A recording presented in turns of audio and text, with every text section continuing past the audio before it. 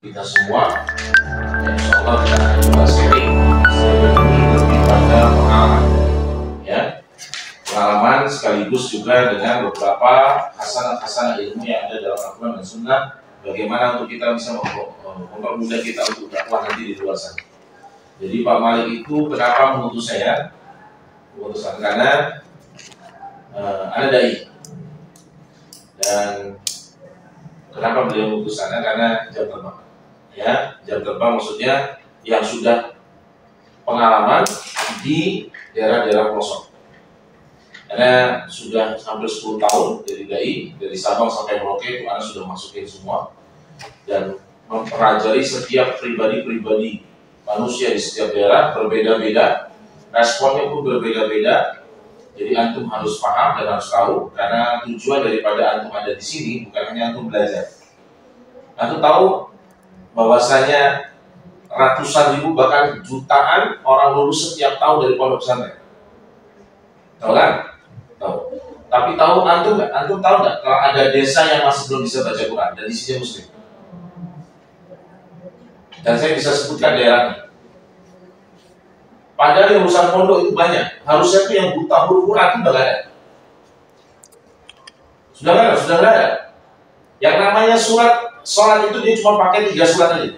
Al-Ikhlas, Al-Falaq, An-Nas saja. Yang diajarkan oleh ayahnya sejak kecil. Ada ustaz, ketemu orangnya dan ketemu desanya. Terus apa yang terjadi pada orang-orang yang lulus pondok? Apa yang terjadi? Pada akhirnya mereka kalah dengan urusan dunia. Bahkan ada yang kerja di bank, ada yang kerja di sini, ya, nggak ada yang jadi PNS, ada kerja di koperasi. Kalau di kampung kerja di koperasi, apa ya kalau di kampung itu? Ya jadi apa kalau di kampung? Kan boro-boro jadi petani, mana ada yang mau jadi petani sekarang? Kuli bangunan. Nah, kuli bangunan, udah jadi kuli bangunan. Itu ilmu hilang semua. Bahkan huruf hijaiyah yang dulu dia hafal dari SD SMP di pondok, itu begitu kita tes huruf hijaiyah itu hilang semua, tidak hafal. Bayangkan dia pada SD SMP SMA di pondok. Ya. Kenapa? Karena pondoknya tidak menegaskan. Ini juga kesalahan daripada pondok. Pondoknya tidak menegaskan mereka untuk setiap mereka wajib menyampaikan pesan dari ilmu yang mereka dapatkan. Man amila amalan faqad taqul jima yaumul qiyamah bil jami minan nar. Maka Rasulullah SAW bersabda, barang siapa memiliki ilmu lalu dia tidak amalkan, maka kata lain daripada ulama katakan tidak disebarkan. Kan? Maka nanti di akhirat dia akan ditaruh yang namanya batu dari api neraka itu di lijam itu roh 20. Api neraka. Enggak macam-macam. Jadi antum punya ilmu itu ada konsekuensi loh. Antum di sini, antum berada di situ ada konsekuensinya. Ketika Anda belajar ilmu agama itu ada konsekuensi. Otomatis ini. Kalau antum tak sebarkan, maka posisinya karena memang harus melalui antum, nggak bisa. Satu orang menyebarkan ke seluruh daerah itu nggak mungkin. Makanya kewajiban bagi setiap orang yang sudah ada ilmu, sudah tahu ilmunya, walaupun tidak semua. Apa yang mereka tahu itu yang mereka sampaikan. Gak usah harus jadi alim ulama, gak usah. Apa yang antum tahu, antum sampaikan. Bagaimana hukumnya riba, antum jelaskan. Nah, bagaimana hukumnya syirik, antum jelaskan. Ya antum tahu saja. Kalau antum tidak tahu bagaimana fikihnya haid, ya gak usah dijelaskan tentang haid. Gak usah. Ya antum tahu saja hukumnya jimat, apa antum jelaskan. Contohnya begini saja. Contohnya, apalagi antum tahu Quran, tidak antum amalkan dengan cara antum sebarkan ilmu Al-Quran ini, maka antum tanggung nanti. Jangan dikira antum punya hafalan Quran, antum menghafal Quran. Saya punya pondok 3, Sawaran, Cibitung, sama Bantul. Itu pondok hafiz semua, pondok hafiz semua, pondok hafiz semua bagi yatim dan duafa, gratis semua, SD, SMP, SMA, kuliah. Tahu stresnya saya? Stresnya saya itu adalah bagaimana agar hafalan mereka yang sudah 30 juz tetap hafal sampai mereka mati.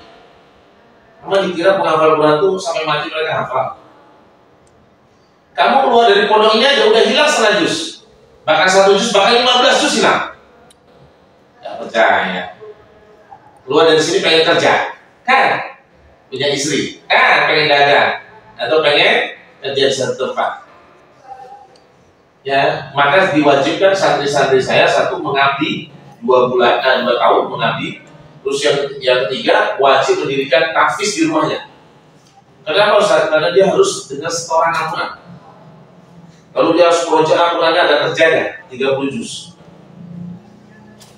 Itu wajib, wajib. Keluar dari sini antum hilang. Hilang tuh minimal 5 juz hilang. Yang bikin kesel kalau hilang gimana, Ustaz? Di potongan-potongan tengah-tengah hafalan. Itu kalau tasbih kan patah atau kata kasar saja itu tidak lulus ya. Apalagi satu kata hilang di tengah, satu kata hilang di tengah. Ayat ini satu kata hilang di tengah, itu terjadi. Anda kasih tahu dari sekarang ini, biar antum apa? Biar antum gunakan apa yang antum dapat di sini, antum praktekkan di luar. Jangan sia-siakan ilmu yang antum dapat. Tidak banyak Ustaz, walaupun tidak banyak, walaupun sedikit, antum praktekkan. Termasuk hafalan pun, antum buka lagi tahfiz di rumah antum. Buka di rumah, tidak usah pusing dirikan sekolah nih. Jangan pusing dengan dirikan sekolah. Anda boleh bikin pondok itu dari rumah satu ini saya sewa. Anda sewa. Di Lampung itu 4.500.000 per tahun. Sewa ada satu. Ya gitu dulu, gitu aja dulu. Kalau tidak punya uang untuk sewa, rumah sendiri karena Anda nggak punya rumah.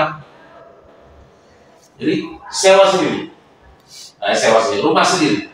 Rumah tuh minta sama orang tua, satu kamar ini buat tahfiz atau ruang tamu atau teras. Kalau kemarin di Lampung Anda lihat, Masya Allah, luar biasa ini orang yang punya rumah.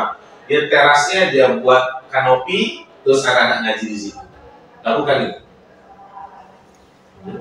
Orang di desa udah belajar di kota, kuliah di kota, udah gitu belajar Quran di kota atau di Bogor di mana saja, di luar kota daripada desa dan kampungnya dia, tidak mau balik. Sampai sekarang kalau antum masih mau ketemu ada anak SD SMP nyangkul di sawah, itu Indramayu, Kendal, itu masih paginya sekolah, siangnya di sawah. Sebaliknya kalau dia SMP, paginya di sawah, siangnya dia di sekolah. Itu masih ada. Antum mau nggak? Udah nggak mau. Padahal antum butuh makan, antum butuh padi. Sekarang udah nggak ada orang anak muda yang sawah. Antum survei juga di kampung antum dah. Sisanya siapa? Aki-aki sama nenek-nenek. Yang antumnya udah nggak mau sawah kan? Nah kira-kira nanti 10-20 tahun ke depan yang terjadi apa? Beras terbuat dari apa? Dari plastik. Kenapa? Udah tidak mau sawah. Ya. Jangan antum tergiur dengan dunia kota. Jangan. Hidup itu cuma sebentar, tidak akan lama. Cari bekal sebanyak-banyak itu kematian antum. Oke, kata Rasulullah SAW, orang yang cerdas itu, anak yang cerdas adalah anak yang beriman dengan hari kematian. Dan dia mempersiapkan diri. Jangan tergiur dengan dunia kota. Jangan tergiur dengan dunia pekerjaan. Jangan. Antum bisa dagang, bisa usaha sendiri, punya waktu untuk ngajar ngaji, itu yang jauh lebih baik. Dagang bahkan bisa jadi pengusaha, bahkan bisa sukses, punya waktu untuk mengajarkan dari ilmu yang antum dapatkan. Kalau antum tidak ada waktu, antum bisa tidak ada waktu karena sibuk, sudah mulai sukses bisnisnya, dagangnya sudah mulai sukses. Bawa nih anak-anak sini untuk ngajar di, antum buka tuh tahfiz gratis buat anak yatim dan duafa, antum suruh mengabdi yang lulus dari sini, di sini. Antum kalau mau ngambil pondok anak nanti boleh. Ya, di kampung, di desa. Pondoknya pada modern, nggak semewah ini, gede. Pondok anak itu gede, terbuat dari gede. Itu sama pamali kami inginkan. Jadi kondisinya adalah untuk apa? Memang mau mencetak dai, penghafal Quran, dan dia mau dai, mau keluar, mau dakwahkan dia punya ilmu tentang Quran, dia sebarkan. Wajib Ustaz, wajib.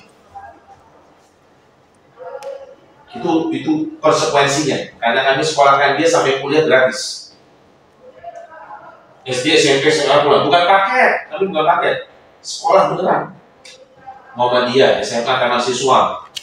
kuliah Universitas Agus Salim, itu semua yang kerjasama dengan kami, gratis semua untuk santri-santri penghafal Quran. Ya. Jadi kalau antum ini hanya untuk dari sini, ya karena mengisi kekosongan, supaya belajar aja hanya belajar saja, tidak ada niat untuk nanti sebarkan, sia-sia. Ilmu antum sia-sia. Antum punya keluarganya, hafalannya sudah hilang. Sisa juz 29 2 surat, yang sempurna maksudnya ya. 1 surat, juz 9 nanti itu iya, bahkan dia hilang semua. Total hilang ada, karena ketemu dengan orang yang total hilang. Sampai huruf hijaiyah hilang. Kenapa? Lulus pondok kerja di perkapalan. Tahu duitnya kan? Tapi tidak hanya duit, godaannya luar biasa. Minum perempuan, lulusan mana? Pondok. Karena pondok itu hanya dia bukan mencetak dai. Pondok itu pada dasarnya mereka mencari duit. Makanya tidak heran kalau antum lihat pondok makin lama makin mahal. Di kita nggak boleh. Kenapa? Karena aneh keliling daerah, keliling Indonesia ini. Antum tahu sekolah nggak? SD, SMP, SMA gratis, tahu kan? Tahu. Untuk biaya sekolah juga ada bos namanya, ada kan? Tahu kan? Ini tahu benar kan nih? Tahu kan? Untuk mereka biaya buku dan lain-lain ada kan? Baik. Antum pernah ketemu nggak ada orang di daerah-daerah antum tuh yang nggak bisa sekolah, walaupun gratis? Ada. Ada. Sebabnya apa? Malas belajar. Satu, malas belajar nggak masuk hitungan, itu mampu nggak mampu tuh akan di sekolah. Tahu nggak? Karena nggak punya ongkos. Daerah Malang Selatan. Bukan nggak mau mereka, mau sekolah. Uang kos buat apa sih? Uang kos buat beli beras, buat beli buku, buat terus ongkosnya kan tiap hari. Nggak ada sekarang. Akhirnya kami patungan hanya untuk ongkos saja. Kita biayai anak-anak yang tidak bisa sekolah dengan ongkos, kita biayai ongkosnya saja. Kita kirimkan ongkosnya. Di sana di Malang sana ada yang monitor mereka sekolah. Tidak semudah itu. Di Indonesia itu yang kalian lihat itu tidak semudah. Kalau antum ke daerah itu akan tahu masalah-masalah dulu. Yang paling menyedihkan yang saya temukan, kenapa ada di tiap pondok tahfiz itu? Satu, karena Anda melihat ada orang yang tidak bisa sholat. Yang kedua, karena tahu ketemu dengan orang dan satu desa yang tidak bisa baca Quran. Itu Allah murkanya sama siapa? Atau tahu nggak? Itu kan jelasnya kenapa bencana itu terjadi pada Indonesia ini. Kenapa bencana dan musibah itu terjadi? Bencana besar itu terjadi pada kita, pada manusia. Sebabnya ada dua. Satu, karena maksiat, nah ini yang paling dahsyat. Yang kedua, karena dia punya orang soleh. Antum yang punya ilmu Al-Quran, sampai Allah menemukan aja. Bahasanya kalau kita bilang, jangankan Allah lah, udah pasti Allah menemukan. Sampai saya menemukan. Sampai saya menemukan aja, ada satu. Jangankan satu, nggak usah satu desa, nggak usah. Ya, satu keluarga nggak bisa baca Quran aja, itu sudah menjadi dosa aku. Ya. Begitu pun yang Anda sampaikan pada pondok-pondok kalau ada isi di pondok. Pondok-pondoknya di Boyolali, di Salatiga. Itu tidak dosa siapa? Aku sudah merasa aman hidupnya, punya ilmu begitu. Sampai aku tidak mencari tahu di mana daerah-daerah yang harus saya dakwahi, di mana daerah-daerah yang harus saya ajarkan tentang Quran. Dan aku mau hidup di sana. Ada namanya Dr. Oji. Dr. Oji ini salah satu ustaz sunnah yang dari Aceh. Dia dokter PNS. Dia ditugaskan oleh negara di daerah Wamena, Papua, ya Wamena kalau tidak salah, Wamena. Di daerah sana dia ditugaskan, dokter ya, dokter. Berarti kan kerjanya di puskesmas. Nah, begitu dia lihat di sana orang Islamnya tidak ada yang bisa baca Quran, tidak ada yang bisa baca Quran 4 desa. Mau bilang apa urusan Quran? 4 desa yang bisa baca Quran, tahu apa yang dilakukan? Kan kalau PNS itu kan berapa tahun dia pindah, harus pindah ke pelosok-pelosok lain. Nanti pindah sampai dia punya jabatan tertentu, dia akan menetap di satu tempat. Bahkan dia bisa memilih di mana. Kalau masih yang awal-awal dokter itu masuk PNS itu dia akan dilompat-lompatin ke mana? Ke daerah-daerah pelosok. Di Wamena itu satu, mereka itu masih token kalau pemilu. Tahu token nggak? Token itu maksudnya kepala sukunya yang coblos. Jadi misalnya kepala sukunya memiliki rakyatnya 100 orang, yang boleh nyoblos cuma kepala sukunya. Itu masih menggunakan token, jadi tergantung kepala sukunya.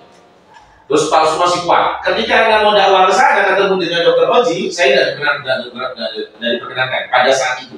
Ketika itu Anda lagi dakwah di Papua, terus mau ke sana, saat Anda mau ke sana, Anda dilarang. Kenapa dilarang?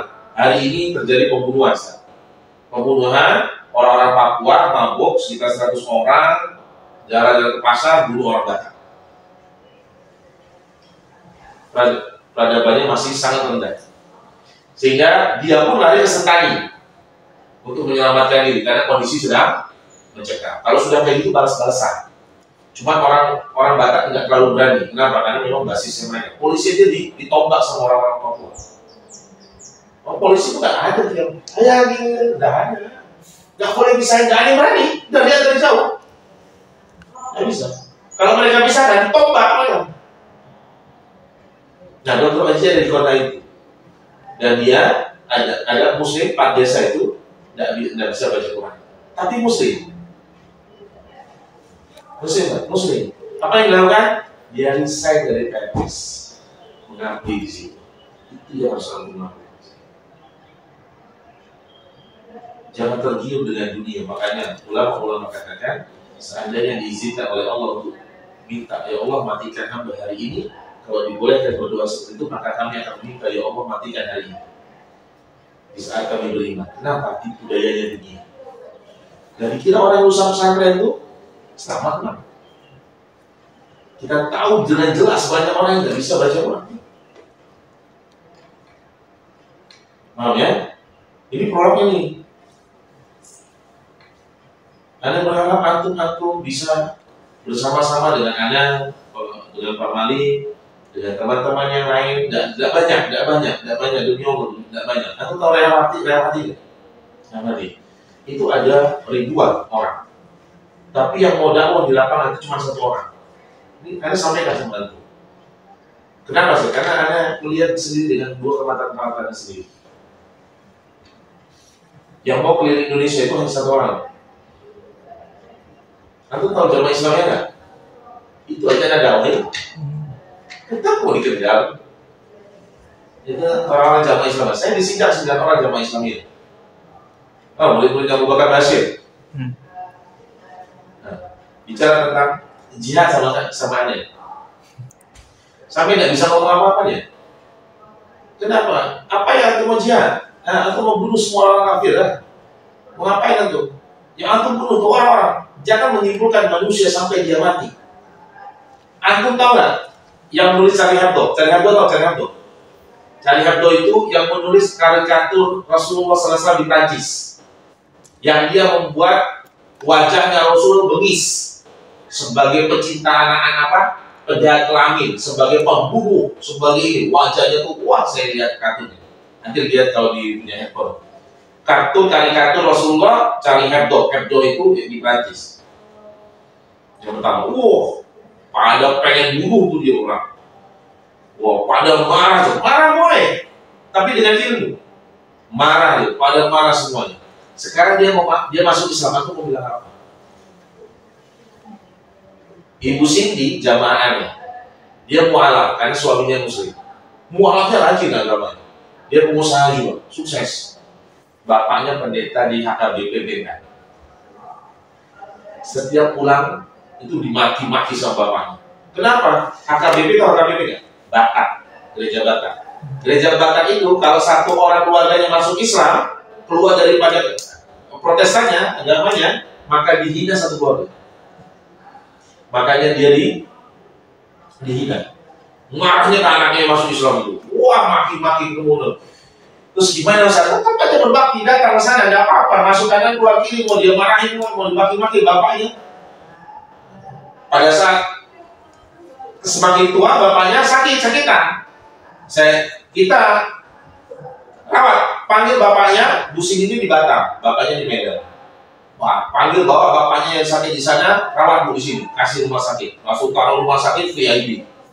Tempat terbaik pokoknya. Karena memang dia orang kaya. Masuk di situ, dirawat situ. Antum tahu? Dia menghina Islam tuh.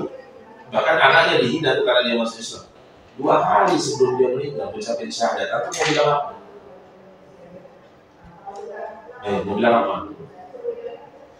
Anda dakwain ibu-ibu Katolik umur 87 tahun. Bu, kenapa apa yang membuat ibu berat masuk dalam Islam? Sama aja Pak Ustaz. Katolik dengan Islam sama.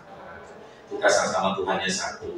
Kita tidak mengimani bahwa saya. Ada yang tidak mengimani ya Islam Isa itu sebagai Tuhan, ada. Seperti Advent itu dia mengimani bahwa saya Isa itu sebagai Nabi Rasul. Sama Ustaz. Wah, itu dakwahnya bertahun-tahun anaknya, cucunya. Nah, cucunya yang Islam ini, cucunya kan dia keluarga banyak Nasrani. Tapi ada keluarga yang Islam dan cucunya ada yang Islam. Dan cucu yang Islam ini yang merawat si nenek ini.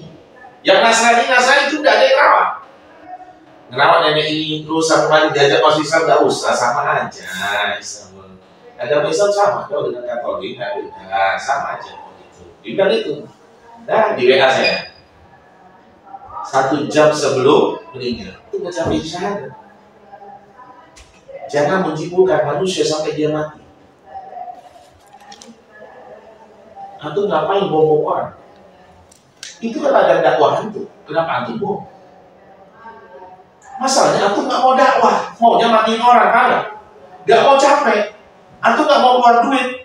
Kayak saya bilang, hah? Antum berjihad taruh nyawa. Sini kalau mau taruh nyawa ikut saya. Saya bilang itu.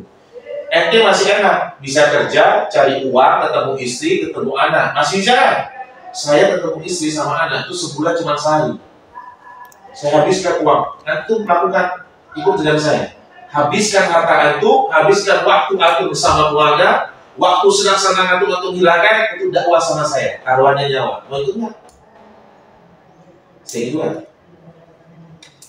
Ani aja belum turun, nah, baru turun dari pesawat di NTT itu sudah diancam mau dibunuh, potong kepala saya. Seorang NTT. Antum masih kerja enak cari duit, tiap hari aman. Kenapa? Karena mereka tidak mau dakwah. Maunya apa? Bunuh doang. Tahu nggak? Paham nggak maksudnya? Antum nggak mau capek-capek. Ani kalau ke satu daerah, dakwah satu daerah, contoh nih, Ambarawa. Antum kalau ke Ambarawa, ke teman-teman sunnah di sana yang belum kenal sama sekali, itu mereka kenal, sebut namanya. Kenapa? Anda ke sana bisa 2 bulan sekali. Kenapa? Sengaja 2 bulan saja. Mereka nggak undang. Anda datang sendiri. Datang sana dakwahi mereka, karena di sana kesyirikannya luar biasa. Kristenisasinya di baju biru namanya. Itu aja Anda baru berapa kali datang. Nah, antum nggak mau capek begitu, tapi maunya bunuh orang. Paham nggak maksudnya? Antum kalau ikut Anda sih capek. Bukan capek badan doang, capek duit. Waktu antum dengan keluarga hampir nggak ada. Kenapa? Karena yang masih mau, bahasanya nih, bahasa kasarnya, segitu banyak orang pesantren ketika Anda dakwah di Ambarawa itu ya, di Ambarawa, tahu Ambarawa? Jawa Tengah itu Semarang. Kabupaten Ambarawa, di kabupaten itu aja saya nggak ada dai. Yang ada dai siapa? Syekh Puji itu tempatnya Syekh Puji. Tahu Syekh Puji kan? Anda tahu ya. Syekh Puji yang dulu nikahin anak umur 12 tahun yang ramai di TV. Sebetulnya tidak ada masalah. Tidak ada masalah, cuma amalan dia yang masalah. Amalannya yang masalah. Kenapa? Karena Anda datang di pondok pesantrennya dia. Santri-santrinya ada dakwahin. Syekh Pujinya nggak bisa kan? Kenapa Syekh Puji itu? Berlapis keamanan, bahkan polisi masuk itu nggak boleh masuk. Pesantren yang kita tahu. Tahu, antum salah satu amalan dia. Antum tahu apa? Yang mulai kan? Yang mulai kan? Yang mulai dia bagaimana? Suruh bangun jam 1:30 pagi. Sekitar jam 1 atau 1:30. Jam 1:30 pagi atau jam 2 pagi. Nanti diminta untuk berdiri. Diam di masjid, diri saja, diam di masjid lalu zikir. Itu sampai pagi. Itu qiyamnya dia. Nggak salah secara harfiah kan? Salah lugoknya nggak salah kan? Dia qiyam. Qiyam mulai itu berdiri di malam hari. Itu amalannya benar ini. Nggak percaya. Ada udah kesana ketemu sana. Ya Allah. Nah kita nggak marah sih, nggak marah ya kan, jadinya ketawa benar ya. Nggak apa marah dengan begitu, nggak usah kita ketawa terus kita dakwah lah, santai aja. Ada. Dia bukan pesantren besar pesantren, pinggir jalan besar. Memang duitnya banyak. Dia bisnis kuningan, ukiran kuningan dari Kuningan, itu ekspor dia. Jadi kondisinya ya begitu aja, sampai sebodoh-bodoh itu semua masyarakatnya, sehingga membuat saya harus bolak-balik, minta majelis. Ada ngemis majelis ke orang situ, boleh saya ngisi di sini, boleh saya ngisi di sini, boleh saya ngisi di sini, ditolak, ada ditolak. Ada boleh ngisi di sini, boleh ngisi di sini. Pertanyaan antum tergambar nggak mau melakukan itu? Berapa? Orang pondok juga belum mau ngemis majelis, nggak mau. Tanya Pak Malik, tahu saya kalau ngemis majelis. Kalau sudah di daerah nih, nanti ketemu Pak Yainya. Salat dulu di situ, Habis selesai, salam. Mereka kan salam itu sholat sunnah tuh. Habis sholat sunnah, maka anak datang lagi. Pertama lihat tuh dari atas ke bawah. Jenggot kita udah kelihatan. Kadang di sini lagi ngumpul nih, masa di masjid kan sampai assalamualaikum kenalan. Terus saya disingkir masalah itu. Nggak usah ditangkapin, nggak usah tangkapin. Anda kan butuh majelisnya. Nggak usah ditangkapin. Mau diindah gimana juga biarin aja ketawa. Iya Pak. Nah, senjatanya apa San? Senjatanya bisa diterima di mana-mana adalah pengobatan. Gak ada yang lain. Atau mau bicara fikih sudah ditolak dari tampilan itu sudah ditolak. Atau pakai gamis saja sudah ditolak ya ada yang benci gamis doang. Siapa yang malah pakai sarung? Orang kan cuma pas lihat kita pakai gamis, kita kadang pakai sarung juga, pakai koko juga. Dari gamis saja udah, dari peci aja udah ada yang ditolak. Nah, percaya. Nih, antum ba'da sholat, langsung antum mau dia sholat, itu aja yang diusir. Ada depan aneh. Ya, habis baca sholat kan nih, salamnya, assalamualaikum, warahmatullahi wabarakatuh. Ya, ada zikir yang singkat kita gunakan. Allah mantassalam, minka salam, tabarak tayyad, dalil walikram. Kita bisa langsung berdiri nih. Berdiri mau, dia sholat nih. Nah, langsung dia kan tidak ada masalah. Misalnya, kita mau ada acara, kita langsung dia. Ada acara, kan ada macam-macam orang kan. Ada kebutuhannya, ada kerjanya, ada tabungannya, macam-macam. Dia itu diusir, jangan sholat, harus berzikir dulu. Itu ada yang ngelihat aneh nih, masuk masjid ngelihat jenggot, yang jenggot sini, kamu ngapain di sini? Itu udah ada sendiri dalam. Antum tahu sholatnya gitu. Karena antum dakwah di daerah, tahu. Allahu Akbar. Sebelahnya bapak-bapak umur 65 tahun. Itu saya ngomong, yang kasih tahu kawan yang lain. Allahu Akbar. Dia tidak suka lihat saya. Tidak kenal nih saya. Pertama kali sholat maghrib. Waktunya maghrib lagi di jalan nih. Jadi di jalan menuju ke rumah teman. Ini sudah di daerah teman, kawan. Di kampung desa. Namanya Pringsewu Lampung kan. Kalau Pringsewu Lampung kan. Sini. Dah. Kita masjid sholat dulu. Azhar sholat dulu. Pertama kali lihat masjid itu, pertama kali sholat di sini. Masuk sholat dan dilihatin orang-orang dalam, dilihatin saya sholat. Bapak udah tua, maksudnya udah tampilan tuh orang sawah banget, memang sawah masih banyak. Dia sholat nih, kita lagi sholat begini, tahu dia apa aja? Ada sholat sampingnya dia, digini-gini sama dia. Ada sholat nggak bisa konsen, bukan marah, saya ketawa begini. Seketawa begini aja sudah, Allah segitunya sudah.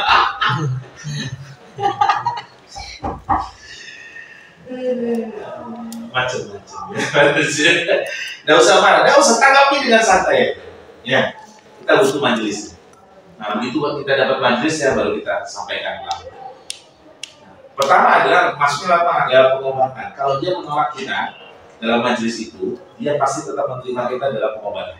Setidaknya itu. Nah, masuklah lewat pengobatan. Bahwasanya salah satu penyebab daripada sakit adalah dosa-dosa. Perbaiki sholatnya, ke masjid, ba'diyah, qobliyah, jalankan sunnah-sunnahnya. Itu mulai masuknya di situ. Nanti dia merasakan kenikmatan itu dari ibadah itu, dari pengobatan kita, mulai lagi itu terus akan menghubungi kita, jabriyah, konsultasi, strategi, lama-lama mengenal ibadah dengan baik. Bisa dia satu grup nih. Saya buat grup nih, contoh yang di Semarang, 250 orang. Terseleksi itu cuma paling yang keluar 1-2 orang. Ketika dia mendengar penjelasan kita kurang cocok, maka dia keluar 1-2 orang. Kita kumpulkan di grup Semarang 250, ini kajian tiap hari kita adakan. Ya.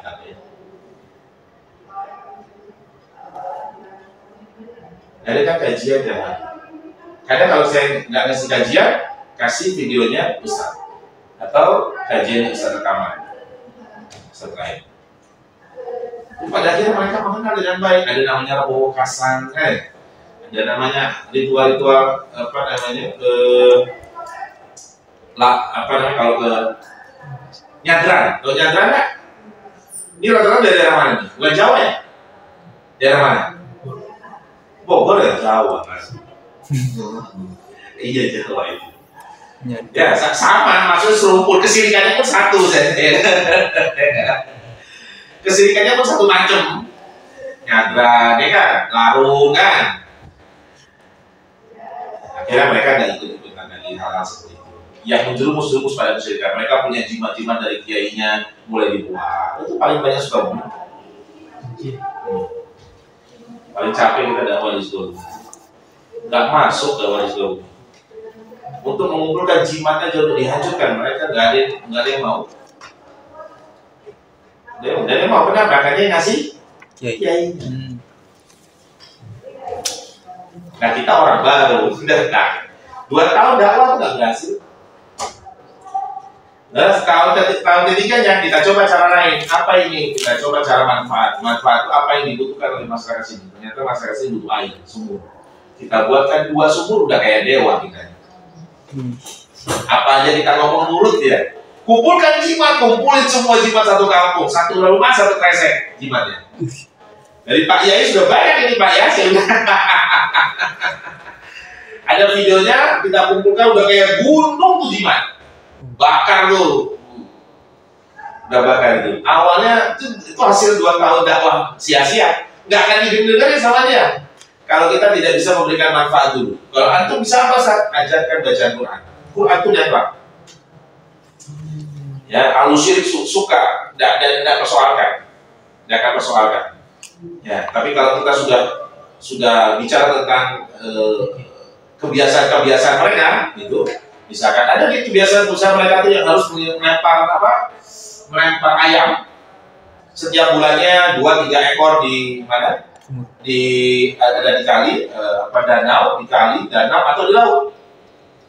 Nah, kalau kita sudah sibukkan pada masalah itu, nah, kita bahas tentang akidah, kita bahas tentang tauhid itu, mereka pasti akan nolak. Tapi kalau kita ngajar Quran itu masih oke. Masih oke. Makanya gunakan nih ilmu yang terdapat sini, belajar Quran itu ajarkan Quran. Ya, sama ditambah apa sih? Sama pengobatan. Efektif sekali. Sangat efektif. Itu yang waktu terakhir sama Ustaz pas HP terakhir yang waktu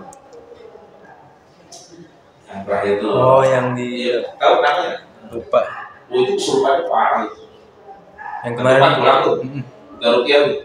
Oh, itu kesurupannya parah. Suami istri. Yang mau haji itu Ustaz? Yang mau berangkat haji itu ya? Iya, terakhir kita bertiga sama Papa itu. Iya benar. Nah, itu kita obatin itu posisinya. Ya itulah ya jadi peluang kita untuk bisa masuk dakwah mereka. Itu dengan cara ya dia butuh diobati. Akhirnya manggil antum setidaknya. Ya ada ditolak di desa, tapi masyarakatnya, misalkan ada kiainya, nolak kita ini untuk kita bisa ngisi sharing masalah ilmu pengobatan, ditolak karena penampilan kita tahu basicnya kita dan lain-lain, tapi masyarakat yang panggil kita, panggil satu-satu untuk ngobatin aja, ngobatin, apa aja sisa ngobatinnya, saya sudah pusing aja kita suruh ngobatin, nggak apa-apa, diundang ke rumahnya, diundang ke rumahnya untuk apa sih? Ya udah antum baca Al-Quran aja yang antum bisa. Atau antum usulkan herbal-herbal, nanti kita belajar tentang herbal ya. Ada urutannya agar antum bisa menguasai ya. Jadi antum bisa rekomendasikan dan orang itu merasakan manfaat, jadi antum bisa masuk di situ dakwahnya. Jadi kondisinya kalau payahnya nolak, masyarakatnya belum tentu. Belum tentu. Ya itu kayak kita di Sukabumi tadi, di Jamal tadi, masyarakatnya nggak nolak, enggak. Tapi nggak nurut. Kalau udah bicara tentang kebiasaan mereka nggak nurut. Itu aja. Tapi kita kalau ngumpul ya ngumpul, kita minta majelis dikasih. Itu aja. Bisa tak bisa. Apalagi tentang pengobatan, ya. Baik, kita masuk dulu. Ingat ya, antum niatkan lurus apa yang antum pelajari di sini. Tujuannya untuk antum sebarkan ke masyarakat dan antum niatkan azam pada diri antum bahwasanya saya akan datangi, saya akan dakwahi orang-orang yang masih mengalami kejahilan dalam agama, baik Al-Quran maupun akidah. Antum harus punya niat begitu, maka Allah mampukan antum. Anda dakwah itu pakai uang sendiri, saya. Ke Papua pakai uang sendiri. Ongkos itu 2.500.000, berapa itu 5 juta. Dapat dari mana Ustaz? Dapat dari mana? Satu dagang, yang kedua orang ngasih. Nggak tahu orang ngasih aja. Anda itu nggak nyambarin nomor rekening? Enggak. Orang kan, kalau orang tanya berapa Ustaz kalau orang minta berobat dengan antum, semua gratis ya. Di Pekangan ini gratis, di Rukiah ini gratis. Dari main. Tapi ada orang yang tahu, Anda keliling di sosial media, Anda keliling daerah, dari tangga sini dikotain, dari sini dikotain. Ada orang yang pengen ikut mendapatkan pahala Anda, maka dia minta nomor rekening untuk bisa ikut ongkosnya bisa. Begitu iya. Ini kalau misalkan Anda dapat nggak ada ongkos, nggak ada ongkos, Anda jual antumnya. Kenapa Ustaz? Mencari bekal sebanyak-banyaknya untuk menghadapi hari penghakiman Yaumul Hisab. Ya, jangan memperkaya diri antum karena tidak ada manfaatnya sama sekali. Makanya sebagian ulama katakan, boleh Ustaz jadi orang kaya, antum tahu dulu konsepnya kaya. Konsepnya kaya para sahabat itu bagaimana? Abdurrahman bin Auf itu kalau dia punya keuntungan satu hari ini, satu peti emas, itu yang disedekahkan berapa? Semuanya. Jadi antum harus tahu konsepnya. Makanya ulama-ulama katakan, sedekahlah di saat engkau miskin sebanyak-banyaknya. Orang miskin itu punya uang berapa sih? 100.000 kan, misalkan ya. 100.000 itu belum berapa banyak itu berapa. Sedekahnya berapa? Kata mereka 10.000, paling banyak 10.000 ya. 5.000, 10.000. Berapa persen dari 100.000? 5% atau 10% kan? Kalau orang punya kekayaan 1 miliar, berapa harusnya disedekahkan? Mau nggak? 50 juta atau 100 juta, mau nggak dikeluarin? Borok. Sebesar itu kan? Makanya di saat antum miskin perbanyaklah sedekah. Karena Allah dia presentasinya. Bukan karena antum 5.000 dia 1 juta. 1 juta kekayaannya 1 miliar. Jelas? Ya loh. 1% itu 10 juta loh. 1%. Sedangkan antum sedekah 100.000 antum punya 10.000 itu adalah 10%. Ya loh. Makanya daripada antum berat dihisab, mendingan antum setiap dapat harta yang sisihkan untuk keluarga, sisihkan antum untuk tabungan tidak terlalu banyak, karena tidak penting antum tabungan. Wallahi Zain, anak ini kalau misalkan anak sekolah, tidak pegang duit ini misalkan, bayar uang masuk 1.500.000, uang masuk 1.500.000 nggak ada. Tapi untuk dakwah ada, untuk makan ada. Ya Anda jual apa yang ada, udah pokoknya jual ada. Begitu menjelang hari H, ini hari terakhir Ustaz, bayaran 500.000. Anda punya jualan yang namanya air jajan, itu modal 300.000, dibeli sama orang 500.000, jadi 5 liter. 5 liter. Udah 500.000 itu buat bayar.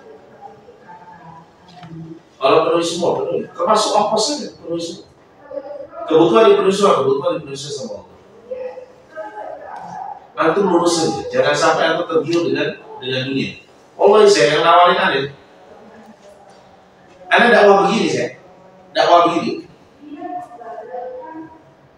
Paling mahal nih, perkiraan antum, orang ngasih saya berapa? 10 juta. Paling besar menurut antum. Satu orang ya. Orang ini minta tolong diobatin. Orang ini nggak sembuh, kasih itu berapa? Total yang diberikan kepada saya 1 miliar. Satu orang. Dia kasih dalam bentuk 2 apartemen. Saya 2 apartemen, dia kasih ke saya 2 mobil. Saya rupiah nggak sembuh. Tahu kenapa dia kasih? Karena saya buat satu keluarga, Allah izinkan diberikan hidayah, tauhidnya benar. Anaknya yang tadinya tidak berbakti pada orang tua jadi berbakti pada orang tua. Kita nasihatin. Ibunya yang tidak kenal tentang tauhid jadi kenal tentang tauhid. Artinya dia mengenal agama dengan baik. Itu ajarnya lewat. Masih ada satu properti, masih ada.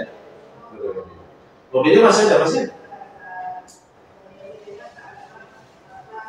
Itu awalnya tahu saya semua harta yang Anda miliki Anda pakai buat Allah yang dan tidak sedikit. Itu pun apartemen mau saya jual. Mau jual buat apa Ustaz? Bangun pondok yang 2, bangun cabang pondok yang 3. Buat apa Ustaz? Allah tuh tahu kalau diamanahkan uang ke saya, udah pasti bukan untuk dipakai pribadi. Pasti kalau dikasih ke saya pasti untuk umat. Saya buat pondok ketiga, sudah dapat tanah wakaf 500 meter, surat-surat baru selesai minggu kemarin. Sudah saya bangun sumur di situ. Tinggal biaya untuk bangun pondoknya, mau jual.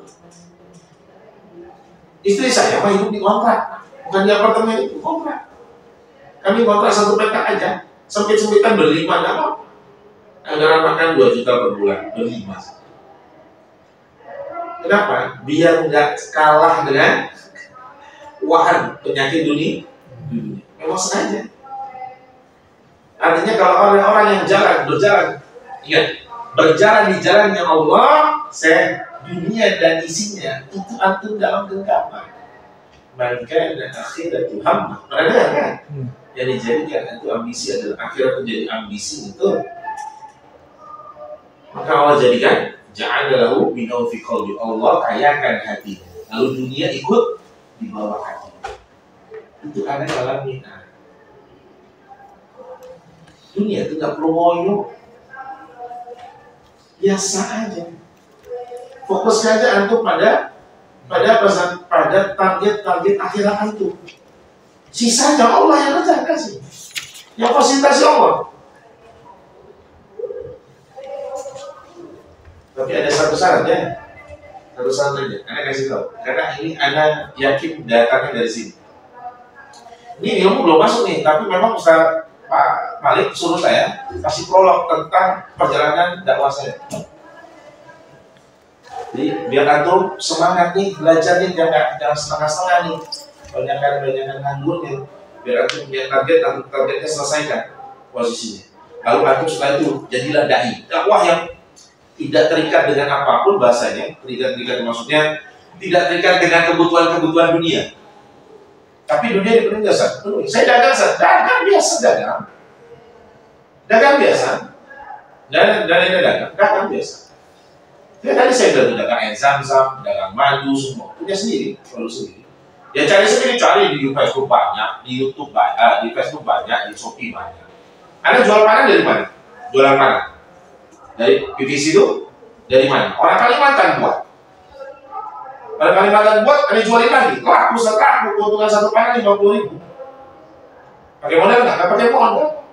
Yang penting antum mau kerja keras aja, nggak males-malesan. Itu bedanya. Makanya orang-orang JI itu kalau diskusi sama saya mati dia, nggak bisa ngomong. Kenapa? Ada pelaku situ baru rencana. Antum nggak berani terjun, tapi udah banyak ngomong tentang jihad. Kalau mau jihad itu tiap hari sini sama saya. Mau nggak merasakan miskinnya lagi dakwah itu tidur numpang nih. Di Semarang itu awalnya dakwah, Anda numpang tidur di depan teras rumah orang. Dia mau pertama kali dakwah. Kalau sekarang udah difasilitasi, Ustaz rumah saya kosong tidur situ. Udah awal, antum harus tahu, itu teras depan tuh saya tidur situ. Kemarin dari Brebes, kemarin ini dari Aeroson, berarti turun di Kroya, kemana itu? Ya pokoknya turun di Kroya, kereta di Kroya. Di mana saya tidur? Masjid, numpang masjid. Padahal ini orang desa mengundang saya, bukan orang kaya, orang desa, rumah kecil jelek pokoknya deh. Dia dapat nomor saya dari orang lain, dia ini biasa kerja sebagai pembantu, posisinya minta tolong di desa suaminya sakit stroke. Saya minta tolong Ustaz, kok sendiri saya datang sana sini nolong sana, mau batin semua nggak sembuh. Ada progres, ada motivasinya, tauhidnya kuat. Saya dapat minta majelis di masjid itu, dikasih akhirnya dapat isi di majelis itu. Tidur di mana saya? Di masjid itu. Sampai dibilang gini, Ustaz kok berani tidur di situ? Udah 3 hari saya tidur di situ. Kenapa Ustaz? Kita aja yang pengajian Ustaz diganggu. Ayo, pengajian. Mereka ada pengajian itu diketok-ketok tuh. Karena sepinya pohon bambu besar. Ustaz kok tidur di situ? Kok berani sih? Nah, emang kenapa? Ntar kalau ada yang ganggu malah sini, mau suruh sini, saya bunuh nanti. Tunjukin aja, berani tunjukin, saya bunuh. Di Indramayu numpang di sini. Kan? Terus bagaimana dengan dunianya? Tuh berlebih sama Allah. Bukan berlebih lagi. Sangat-sangat berlebih.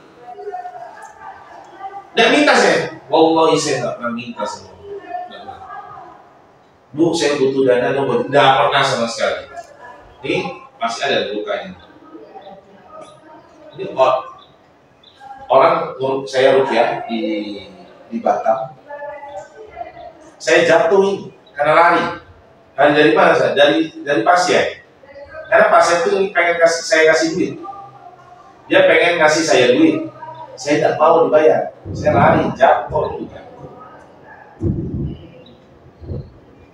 Kenapa Ustaz? Anda dipercaya dengan janjinya Allah. Saya tidak mau yang kecil, saya mau yang besar. Apa yang besar itu? Salah satu surganya Allah. Apakah janji surganya Allah itu kurang buat antum? Buat saya itu lebih dari cukup. Itu aja saya butuh. Dunia saya, antum sudah tahu apa yang saya miliki. Itu Nokia satu orang aja. Nggak sembuh saya. Mudah-mudahan bisa menyemangati antum.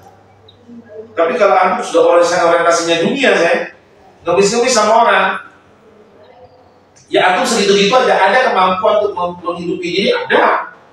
Buat kebutuhan diri dan keluarga ada. Tapi ya segitu aja sebatas cukup. Nggak ada antum diberikan sama Allah tuh duit untuk ongkos dakwah tuh nggak ada. Nggak ada. Boro-boro atau ke Papua, ongkosnya berapa? Ada dari Papua, Raja Ampat, Sorong, Kakfak, Wamena. Si rawan itu. Terus ada ke Manado. Manado tahu? Tanya teman-teman tuh. Saya tak kenal satupun manusia di sini. Nggak kenal satu. Langsung kemana saya? Cari hotel yang murah 50 ribuan. Langsung cari Masjid Agung. Masjid Agung saya datangi, langsung datang ke DKM-nya, minta majelis. Jadi nggak? Ya. Ongkos dari seorang kepala ke sana 700.000 pakai pesawat. Saya tuh selalu bosen naik pesawat. Kapal laut bosen apalagi. Daerah timur kan naik kapal laut. Pesawat tuh seminggu bisa 3 kali bolak-balik. Jadi posisinya di sana nggak kenal siapapun, tapi sudah tahu skema dalam dakwah itu sudah biasa. Jadi jam pertama cari pengiraman, langsung searching Google masjid-masjid. Pertama incaran Masjid Agung, pasti Masjid Agung. Di Sleman nggak kenal siapa-siapa, Masjid Agung di Sleman saya datangi. Isi di Masjid Sleman, Masjid Agung Sleman. Dapat Jogokaya, tahu Jogokaya? Itu hanya datangin ngemis ke masjid, majelis. 2 kali saya ngisi di sana. Gak apa-apa saya kata pakai ngemis, memang saya minta. Kenapa Ustaz? Karena buat pahala saya. Ini cari pahala nih. Cari bekal kematian. Sebanyak-banyaknya. Kakak Anda itu meninggal umur 39 tahun. Mudah. Kakak Anda ada 4. Anda ada 5. 4 itu sudah meninggal 2. Ibu masih hidup. Mungkin umur Anda juga tidak panjang. Sama mungkin sekitar sekarang sudah 40. Nah, maka cari bekal sebanyak-banyaknya. Jangan merasa cukup bekal itu. Hafalan yang aku dapatkan sekarang maksimalkan sampai aku hafal 30 juz. Terus jaga baik-baik hafalan itu. Dengan cara bersedekah. Bukan hafiz. Di rumah nggak usah pusing-pusing. Di rumah. Bukan. Jaga hafalannya baik-baik. Nah, ketemu hafal Quran, bosan saya. Kalau bosan kenapa? Gak ada apalanya, hilang. 15 juz sudah, 15 juz, hilang di tengah-tengah. Nah, yang tak pernah hafal Quran tuh, mau hingga susah. Juz 30 di pondok saya di Lampung tuh sampai itu 7 hari targetnya. Juz 30 itu 7 hari doang.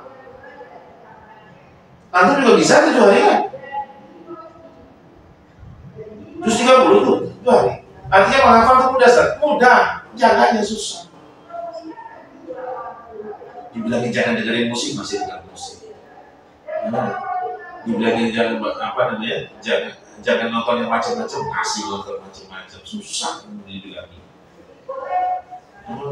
Tidak perlu dijaga. Jaga baik-baik.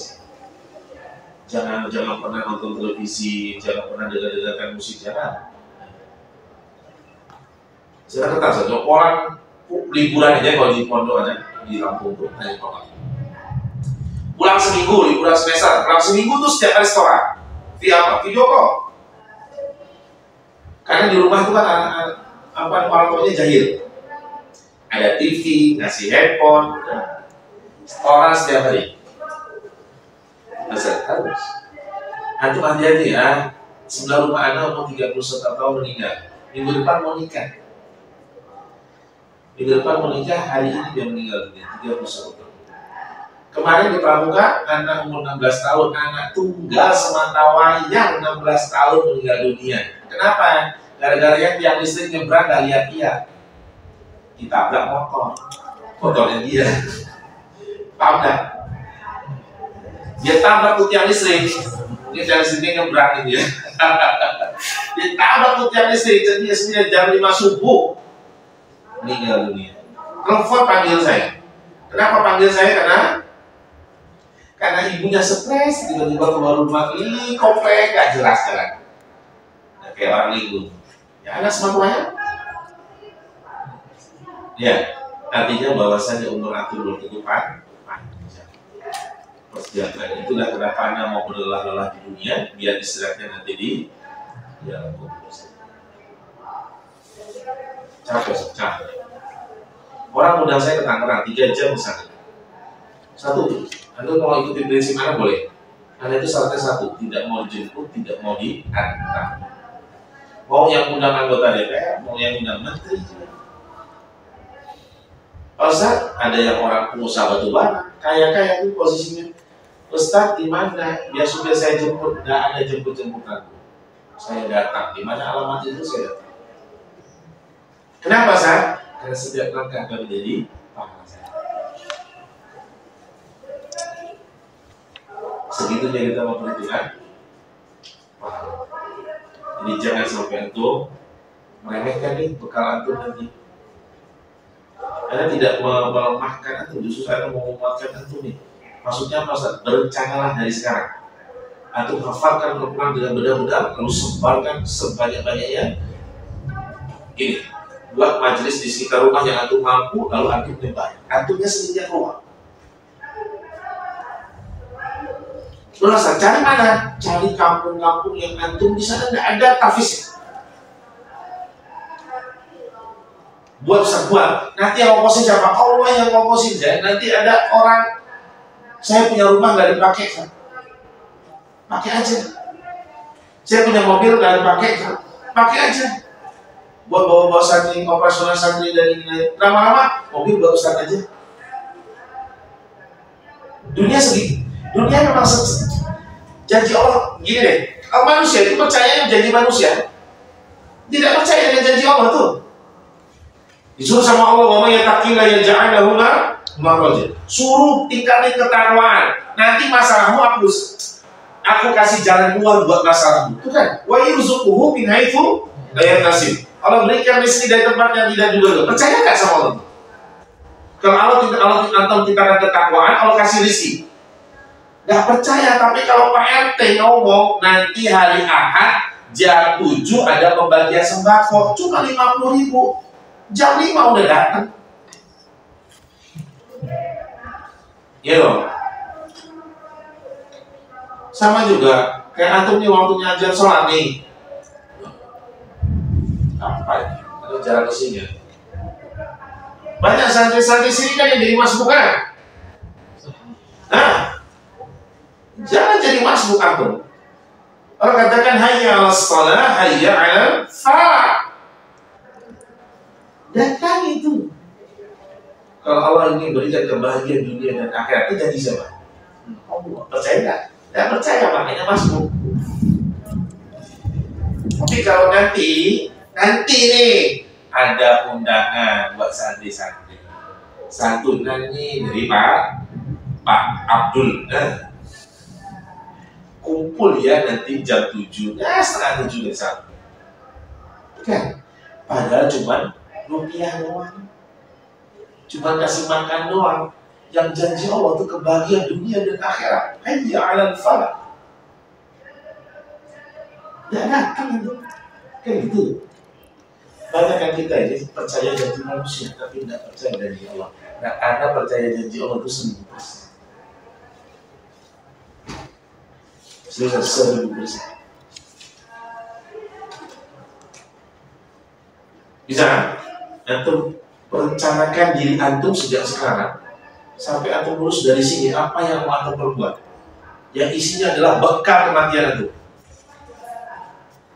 Saya mau hajikan dan umrohkan, saya tidak perlu saya kumpulkan duit banyak-banyak. Ada orang yang umrohkan orang tua saya. Apa? Allah itu yang kasih. Bukan orang itu, Allah yang kasih, cuma lewat orang lain. Kenapa satu ketakwaan kita? Karena kita berada di jalan Allah dan kita memperjuangkan agama Allah, Allah sisanya itu Allah itu benar-benar Allah sisanya. Mau lihat teman-teman saya? Boleh main saja. Saya nggak tanggung-tanggung itu. Mau kasih, tapi nggak mau saya terjun, nggak mau saya buat pondok, mau saya pondok gratis. Nggak mau saya tempati jeda. Kenapa saya takut? Hati terbawa kemewahannya. Udah mau saya. Udah kontrak begitu aja udah. Cukup. Mau kaya bisa, tapi memilih itu tidak. Kenapa saya? Karena kekayaan itu butuh iman. Khufatil jannatu bika wa khufatil naru bisyaitan. Awas. Ya, neraka itu lebih dekat dengan kesenangan. Udah gini aja. Happy kok istri Anda happy, anak Anda happy. Bisa, iya. Antum mikirkan apa? Tidak mikirkan apa? Saya harus mikirkan santri. Di sini 20 orang, di sana 24. Di Bantul sedang dibangun. Ya, stres nggak sih? Nggak, stres biasa. Kenapa? Bukan saya yang biayai, Allah yang biayai, kenapa stres? Allah yang biayai, bukan saya. Nggak ada biaya saya dari saya. Rezeki dari saya, nggak ada, saya nggak ada hubungan dari rezeki, bukan saya yang ngasih. Kemarin baru pulang, 3 hari yang lalu baru dari Lampung, nganter santri yatim dua, anak dua pak, dari Cilacap. Kita jemput, kita antar ke pondok untuk mereka bisa dapat sekolah. Sekarang lagi dapat info yatim piatu umur 7 tahun di Tasikmalaya. Jadi kita mau coba. Wah, yang kayak begitu rebutan kami, rebutan. Mau kita sekolahkan sampai kuliah. Di sana kuliahnya gratis, bukan anak pun yang keluarin duit. Nggak tahu itu sekolah-sekolah datang pondokannya. Wallahi, aku tahu ada dirikan pondok itu. Awalnya tafsir ya, hafal Quran aja. Hafal Quran aja, hafal Quran aja. 1 tahun berjalan, satu-satu datang. SD negeri datang. SMP swasta Muhammadiyah datang. SMA swasta rebutan. Muhammadiyah, Aman Siswa, Yamaha School, SMK datang ke pondokannya. Santri-santri antum yang SMA sekolah di tempat aneh, santri SMP di tempat aneh, SD di tempat aneh ya Ustaz ya, boleh aja, tapi saya tidak punya uang. Anak-anak semua ini gratis ini. Saya tidak punya uang, enggak ada gratis di tempat kami. Yang datangin mereka sih, bukan aneh cari sekolah enggak. Mereka datang ke pelosok ke pondokan, datang sendiri. Datang, yang datang kepala sekolahnya datang. Santri Pak Ustaz, sekolah di tempat saya. Gak punya duit loh. Gratis Pak, gratis. Karena makanya santri ada tuh yang namanya sertifikat kan? Ijazah itu formal, bukan pakai. Siapa yang bayar? Emang aneh. Allah gak usah pusing. Dunia dibiarkan Allah yang urus. Sisanya aku perjuangkan agama Allah. Bantu agama Allah. Itu aja sah. Iya. Tapi hati-hati ya, itu bantu agama Allah kalau cari duit Allah tahu. Jangan diamankan. Ya cukup Ustaz, cukup. Sekedar cukup aja saya sekedar. Tapi aku nggak akan mau keluar gitu. Kayak dokter Koji itu udah PNS ya di saya. Udah PNS. Kenapa ya? Coba di sana itu taruhannya nyawa, dakwah di Wamena. Nyawa taruhannya. Orang Papua itu singgung sedikit. Aku tahu Kalimantan tuh orang Dayak. Aduh, aku hati-hati dengan orang dari Dayak yang bahasa itu orang-orang kiri, Dayak yang masih pedalaman. Jangan. Antum naik motor, orang Dayak jalan. Ada genangan air, antum cipratin dia, antum turun minta maaf sama dia, kepala antum masih hilang. Gak terima maaf mereka. Itu resiko antum dalam dakwah di daerah. Di Kalimantan, semua Kalimantan sudah masuk. Kalimantan sudah masuk. Jadi antum harus tahu tuh medan-medan dakwah di daerah. Tapi kalau misalkan sudah ketemu orang kotanya, bukan orang Dayaknya, Dayak keturunan, posisinya sudah berada, sudah bagus. Apalagi Islam sudah semakin dijalankan agamanya. Islamnya sudah, tapi tidak dijalankan. Sekarang sudah mulai dijalankan. Ya, sudah enak lah bahasanya. Tapi yang pelosok masih samping. Yang aku tahu Madura sama Dayak masih tegak. Walaupun mereka sekarang sudah ada antara orang Madura dengan karena tahu sendiri ceritanya dari mana kan kesana. Jadi antum harus siapkan diri. Ya, dari orang segini aja ya, kalau antum semua berjuang untuk agamanya Allah, memperjuangkan umat ini, diselamatkan mereka. Setidaknya pas saat baca Quran mereka bisa. Sampai anak tunjuk tuh ibu waktu itu dalam kajian saya, ibu di mana desanya? Ibu tidak bisa baca Quran, di mana desanya? Di sini Pak Ustaz. Baik, nanti saya utus santri ke sana untuk bisa ngajar di sana. Begitu harusnya begitu. Tahu kan atau berapa jumlah total lulusan doktor aja berapa? 100.000 ada ya? SMA, 20 sampai 10.000 lah, 10.000. Motor lama 10.000. Ya, motor itu 10.000. Nih, pesantren Presiden itu berapa? Udah banyak tuh, ratusan ribu. Pondok-pondok sunnah sama aja, sama sih, sama semuanya. Mereka dibuat bukan untuk peduli dengan umat, dibuat untuk apa saya? Untuk menjadi pencetak uang. Nah, nggak peduli itu saya. Di mana lokasi yang memang mereka tidak bisa baca Quran. Nah, setelah lulus siapa yang kerja? Kuliah ceramah. Dan ceramah ya di undang-undang kota-kota karena ada duitnya. Nggak mau ngomong sendiri, nggak mau. Ya, apalagi pondok-pondoknya modelan bagus. Nah, pondok begini nyaman sekali antum. Pondok ada sana? Gede ada bocor-bocornya sana? Ini mah terlalu nyaman yang membuat antum tidak mau.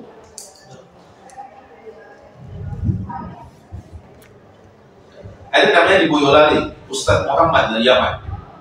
Itu dibuat pondok tradisional. Masya Allah, ya Allah. Mereka kagum banget Allah. Lulus dari sana harus mau dakwah di perbatasan. Luar biasa. Dakwah di perbatasan bagaimana saat di tengah hutan. Oh, siapa? Namanya Ustadz Muhammad di Boyolali.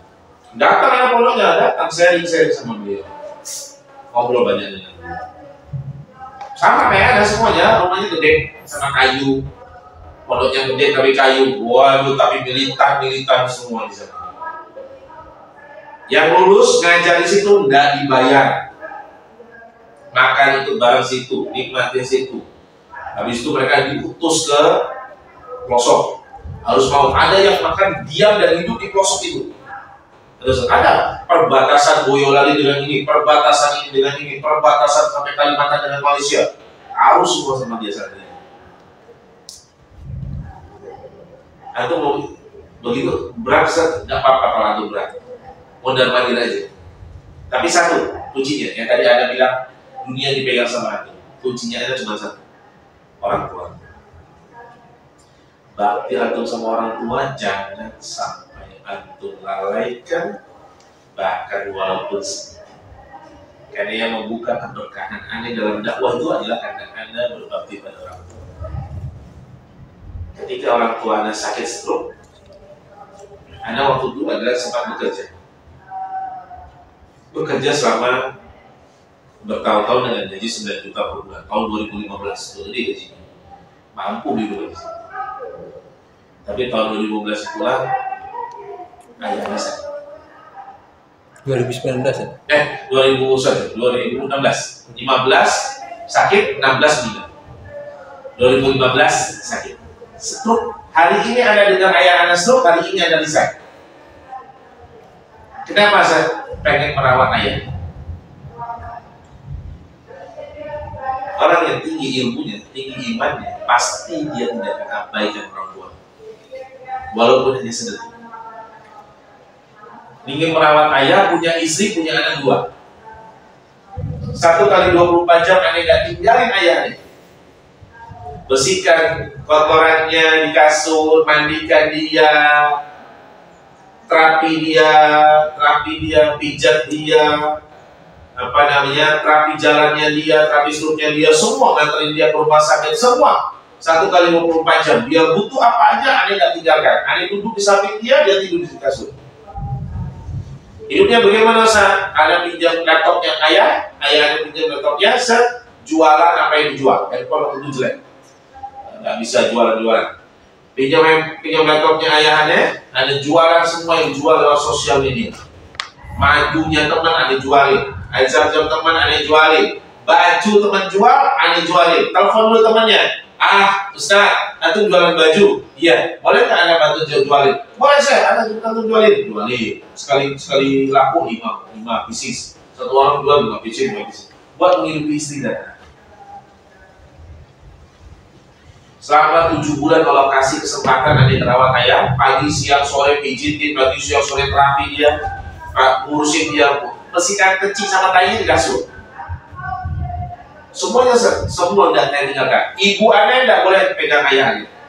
Ibu Anda umurnya sudah 60 lebih, karena kalau dia ngurus ayahnya yang sakit, maka dia akan sakit juga. Karena orang yang mengurus orang sakit jauh lebih capek dibandingkan yang sakit. Dia harus menyiapkan makanannya, dia harus suapin, dia harus bersihkan, dia harus cuci bajunya, dia harus bersih semua. Maka ibu Anda tidak boleh ngurus, hanya saya yang boleh ngurus. Itu saja. Jangan pernah tinggalkan kedua orang tua itu kalau mereka membutuhkan. Saya tinggalkan karir dunia tinggalkan. Kenapa? Tidak ada nilainya, tidak ada masalah. Rumah di sini bisa family. Dulu 2012 kok. Tapi di sini 2012 apa ya? Kota wisata masih ngampung buat apa? Maka apa tak tertarik untuk di rumah di sini. Kalau sekarang udah jadi kota besar, dia punya tol, dia punya perkembangan rumahnya dibuka juga umum kan? Ini kan open dulu. Kota wisata nggak boleh orang dulu masuk. Jam 12 ditutup kan? Sekarang semua jadi jalan umum, makanya udah nggak ada polisi tidur lagi di jalan. Posisinya saya dulu aja, aku.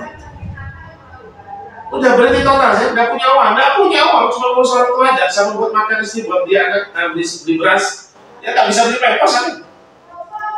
Kenapa? Kalau orang tua, pilihan saya, pilih. Buat Anda itu rezeki nomplok, ketika orang tua sakit itu rezeki nomplok, waktunya Anda berbakti, waktunya Anda meraih pahala sebanyak-banyaknya lewat dia sakit. Nanti Anda kalau cari istri juga yang mau merawat orang tua ya, kayak istri Anda ya, mau merawat orang tua. Istri Anda itu asal keset orang tua Anda diurusin. Yang gak tersinggung kalau disinggung sama orang tua, diejek sama orang tua, dimarah-marah sama orang tua kita, dia gak tersinggung. Cari istri yang begitu. Maka posisinya itu setelah ayah Anda meninggal, disitulah baru keberkahan itu terbuka. Rizki-rizki yang berkah itu terbuka. Sampai Anda diundang keliling Asia Tenggara. Sampai keliling Asia Tenggara, iya sampai mana nih? Tapi itu tidak ada sesuatu yang spesial buat Anda di luar negeri. Kenapa? Karena Indonesia itu kalau luas, terlalu banyak daerah yang tidak terjangkau. Bahkan para dai, bahasanya gini, Anda itu ke tempat yang orang jamaah tabligh nggak masuk, saking pelosok. Nggak ada tabligh. Kan kalau jamaah tabligh kan di pelosok-pelosok mereka tuh. Ya. Yang mereka nggak ada, kayak di NTT, Nusa Tenggara tuh, di Soe namanya. Soe itu atas gunung paling atas. Dakwah di sana setia. Dakwah apa? Kristenisasi. Jadi dakwah kristenisasi, karena di sana kristenisasi luar biasa. Nah, yang banyak di pelosok itu adalah justru orang-orang dewan dakwah. Yang ada di ujung-ujung pedesaan itu adalah dewan dakwah. Di pegunungan itu orang dewan dakwah. Mereka sebulan digaji 75.000 oleh dewan dakwah. Sisanya mereka cari sendiri. Jadi kondisinya saya ketemu dengan pusat-pusatnya dewan dakwah di sana, sharing sama mereka. Tahu mereka? Tahu nggak mereka tuh berhenti dakwah? Mereka nggak mau dakwah lagi. Kenapa nggak mau dakwah? Karena waktu mereka pertama kali masuk, 7 orang Kristen, preman-preman Nasrani di sana, itu ngancurin rumah dia dalam kondisi bukan diam-diam, terang-terangan, pecahin kaca dia, datang ke rumahnya dia, minta makan, pecahin kacanya, gitu dicerita. Beberapa hari dilakukan begitu, akhirnya dia berhenti untuk tidak dakwah, berhenti dia cari pekerjaan, ngajar di sekolah SD. Dah itu aja dia bisa. Dakwah lagi dia mau dakwah nih, coba-coba dakwah keliling itu dan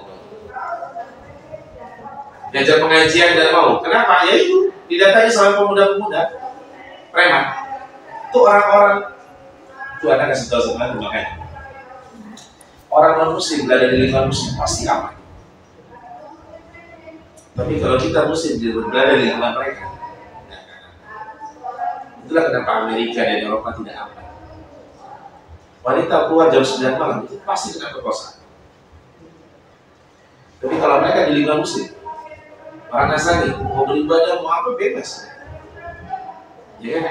Anda merasa itu di NTT itu sombong sekali orang Nasrani 70%. Orang di azan itu berkumandang Allah Akbar, lagu gereja itu subuh. Neng gitu kali. Azannya kenceng lagi dia. Suara cuma di situ aja, nggak kena toleransi mereka. Toleransi terburuk tuh NTT.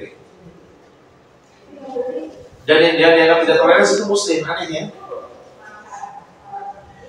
Aneh mereka.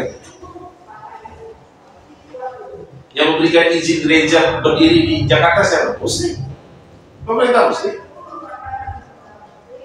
Nggak ada kesulitan buat mereka. Kalau di Bogor susah tuh. Kenapa? Karena mereka nggak logis. Nggak logisnya apa sih? Jamaahnya nggak ada mau bikin gereja tuh. Kan jamaahnya harus ada dulu, baru bikin gereja. Kejadiannya di mana saat di Raja Ampat? Orang tuh Raja Ampat. Raja Ampat itu setiap 500 meter gereja. Biaya dari Jerman. Jerman itu punya target mendirikan gereja berapa ribu di Asia, berapa ribu di mana? Salah satunya Raja Ampat. Jadi kan tuh gereja 500 meter, 500. Antum setiap jalan nih, ada jalan tuh 500 meter gereja, 500 meter gereja, 500 meter gereja. Target mendirikan gereja, tapi tahu tidak ada umat. Karena memang mereka targetnya gedung yang dulu, bukan orangnya. Nah, itu ditolak di Bogor kan gitu. Misalnya kita tidak melihat. Nah ini Raja Ampat, karena ini ngomong, lihat sendiri. Dikasih tahu sama yang nyetir, ya keliling Raja Ampat, keliling Raja Ampat itu 30 menit, itu udah satu keliling 30 menit aja, agak lama. Jadi kondisinya itu gereja, loh kok gereja lagi, iya itu gereja. Mereka target bangunan, tapi jamaahnya nggak ada kok mas, satu aja nggak ada. Itu target itu mereka. Proses kristenisasi mereka luar biasa di Papua, karena Papua asalnya muslim dulu semua, muslim dari Ternate, dari Ambon, dari Maluku, bukan Nasrani, itu bukan kota Nasrani, bukan pulau Nasrani, itu pulau Islam. Tapi karena orang Islamnya tidak dakwah, yang lulusan pesantren cuma cari kerja di sana, itu mereka cari kerja pun mereka tidak sambil dengan berdakwah, ya sudah, jadinya begini. Ada kurang berapa? Pondok tahu nggak dong antum pondok di Papua? Di Sorong aja banyak pondok. Terus kita ya, terus gimana nih kita? Kita nggak bisa berharap dari orang yang lulus lulusan pondok, nggak bisa. Sangat nggak bisa, sangat nggak bisa. Pada akhirnya mereka buat apa lagi? Habis lulus pondok apa yang dilakukan? Buat sekolah lagi. Buat sekolah lagi yang mahal lagi. Tapi mereka tidak buat sekolah-sekolah di mana? Di mana saja? Di daerah-daerah kosong-kosong. Ya, aku targetkan diri aku. Jangan merasa diri aku umurnya panjang. Jangan sekali tanamkan diri aku umurnya pendek. Besok aku mati. Seperti anak tanamkan, Anda nggak akan ramai. Jangan aku tanamkan diri aku punya umur yang panjang. Jangan sih, Anda merasa diri Anda pendek, tahun mungkin saya Anda 40 ini nggak sampai 50 umur. Ya, itu merasa boleh begitu saja. Boleh, yang mungkin itu merasa hanya sampai umur 20 saja. Memang kejadian saja, memang kejadian ya. Banyak yang meninggal muda. Teman-teman antum aja, sangkatan antum ya, SD-nya sama SMP sama udah ada yang meninggal kan? Sangkatan. Anda dari umur 17 tahun teman Anda udah meninggal. Waktu Anda umur 17 angkatan udah ada yang meninggal. Artinya apa? Umur antum tidak ada yang tahu mudanya. Jangan merasa antum punya waktu yang panjang seperti ayah dan ibu antum. Jangan kepedean. Maka persiapkan baik. Ini berat nggak saat? Nggak berat. Yang Anda lakukan ini nggak berat sih. Jalanin aja. Jalanin aja. Cukup jalanin aja. Enak kok sih sambil jalan-jalan. Dakwah capek secapek. Antum tahu nggak kalau rupiah orang tuh? Selain kita ngisi tuh, rupiah orang sampai jam 1 malam, sampai jam 1 malam. Nanti bangun lagi tahajud sampai jam 4. Waduh, masya Allah sih, udah capek luar biasa. Tapi ya itu, nggak apa-apa istirahatnya nanti aja jalan kubur. Jangan istirahat di dunia. Nggak ada enak-enaknya dunia. Dunia itu cuma tempat singgah. Ya cuma antum rest area loh, kalau antum keluar kota itu cuma rest area doang. Ya, bukan tujuan jalan sesungguhnya. Kematian pun perantara, hanya jalan tol aja. Bukan tujuan akhirat. Persiapkan baik-baik. Awas ya. Jangan sampai antum merasa yakin umur antum panjang, ternyata pendek umur, dan antum meninggal dalam kondisi yang sia-sia. Sia-sia apa ilmunya? Sia-sia. Terus apalagi sia-sia, lalu aku meninggal dalam kondisi, dan itu banyak orang yang meninggal dalam kondisi itu walaupun dia sebelumnya belajar agama, karena dia tidak mau mempersiapkan diri. Ya ngalir aja, bahasa ngalir, nggak disuruh perang kok, cuma dibantu untuk mengamalkan ilmu yang aku dapat dari sini. Ya, antum belajar dari sini dari Ustadz semuanya, antum belajar baik-baik, antum maksimalkan ilmu. Ya, jangan sampai antum tidak. Ya, masih ada santai-santai doang, santai-santai hilang lagi, santai-santai hilang lagi. Maksimalkan aja. Ini semua antum sekolahnya dapat apa? Kayak jarak ya?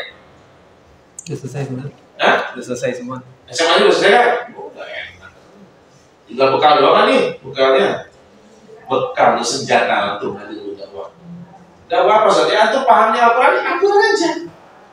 Benar itu aja. PR banyak kok antum.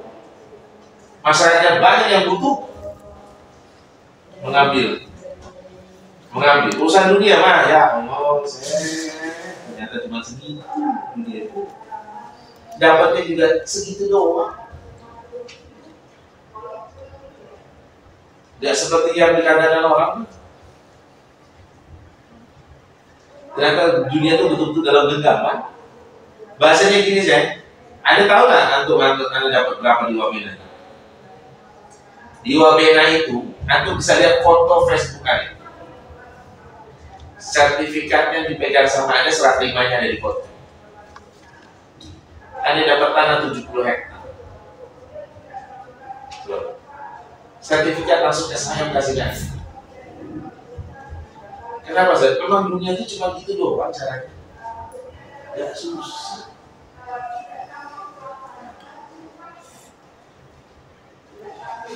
Cuma segitu. Aneh ngomong nih, lagi isi ceramah. Saya pengen dirikan pondok karena saya melihat di daerah-daerah banyak anak yang tidak sekolah. Saya ingin punya pondok yang sekolahnya gratis semuanya. Fasilitasnya gratis mereka semua. Dan lagi. Cuma kita nggak mau kasih fasilitas mewah, kenapa? Takut nggak mau jadi dai, terlalu nyaman. Lo tidur di bawah AC, apa ini? Nanti di kampung harus cari hotel yang mahal ini. Mau dakwah aja. Nanti yang undang desa nggak punya hotel gimana? Kayak antum di Indragiri Hilir. Indragiri Hilir itu di Riau, paling pojok, nggak ada jalan besar 2 meter tuh nggak ada, jalan setapak semua tuh, dakwah di sana. Ambulan mobil nggak ada, cuma ada motor sampingnya rawa, air dalam semua. Jadi kalau jalan di sana itu saya kanan kiri itu air dalam semua, cemplung nanti tenggelam nanti. Indragiri Hilir itu ada di Riau, tapi kalau di Peta tinggi, semua. Mobil nggak ada jalan buat mobil, jalan 1 meter paling lebar. Kisahnya rawa. Posisinya. Nah, mau tidur di mana? Di hotel. Kenapa? Waktu di pondok mewah, pakai AC, fasilitasnya enak. Begitu disuruh masjid yang kotor dijorok kan nggak mau. Ya toh. Harus begitu, harus begitu. Nanti pada akhirnya akan ada orang yang akan mempersiapkan buat aku. Apa yang mempersiapkan Ustaz majelisnya buat antum diundang lama-lama. Yang buat siapa? Allah semua yang buat. Terus yang kedua, masyarakat yang datang siapa yang buat? Allah semua yang buat. Jadi antum tuh maksimalkan prosesnya. Antum usahakan maksimal saja. Sisanya biar Allah sudah. Wa may yatawakkal 'ala Allah fahuwa hasbuh. Itu tahu tafsirnya itu. Bahwasanya Allah itu tidak akan menggunakan malaikat. Allah akan turun tangan sendiri untuk memudahkan urusan. tawakal seperti sama Allah. Dengan ikhtiar aku maksimalkan. Ya, Ini Ustaz. ya. Ada cucian nggak? Ada cucian nggak? Belakang. Cucian, selamatkan dulu. Belum masih jemur. Jemurnya kebuka ya? Ya, ada. Ya Allah. Sama sih ada juga. Cuma ada istri kan di rumah.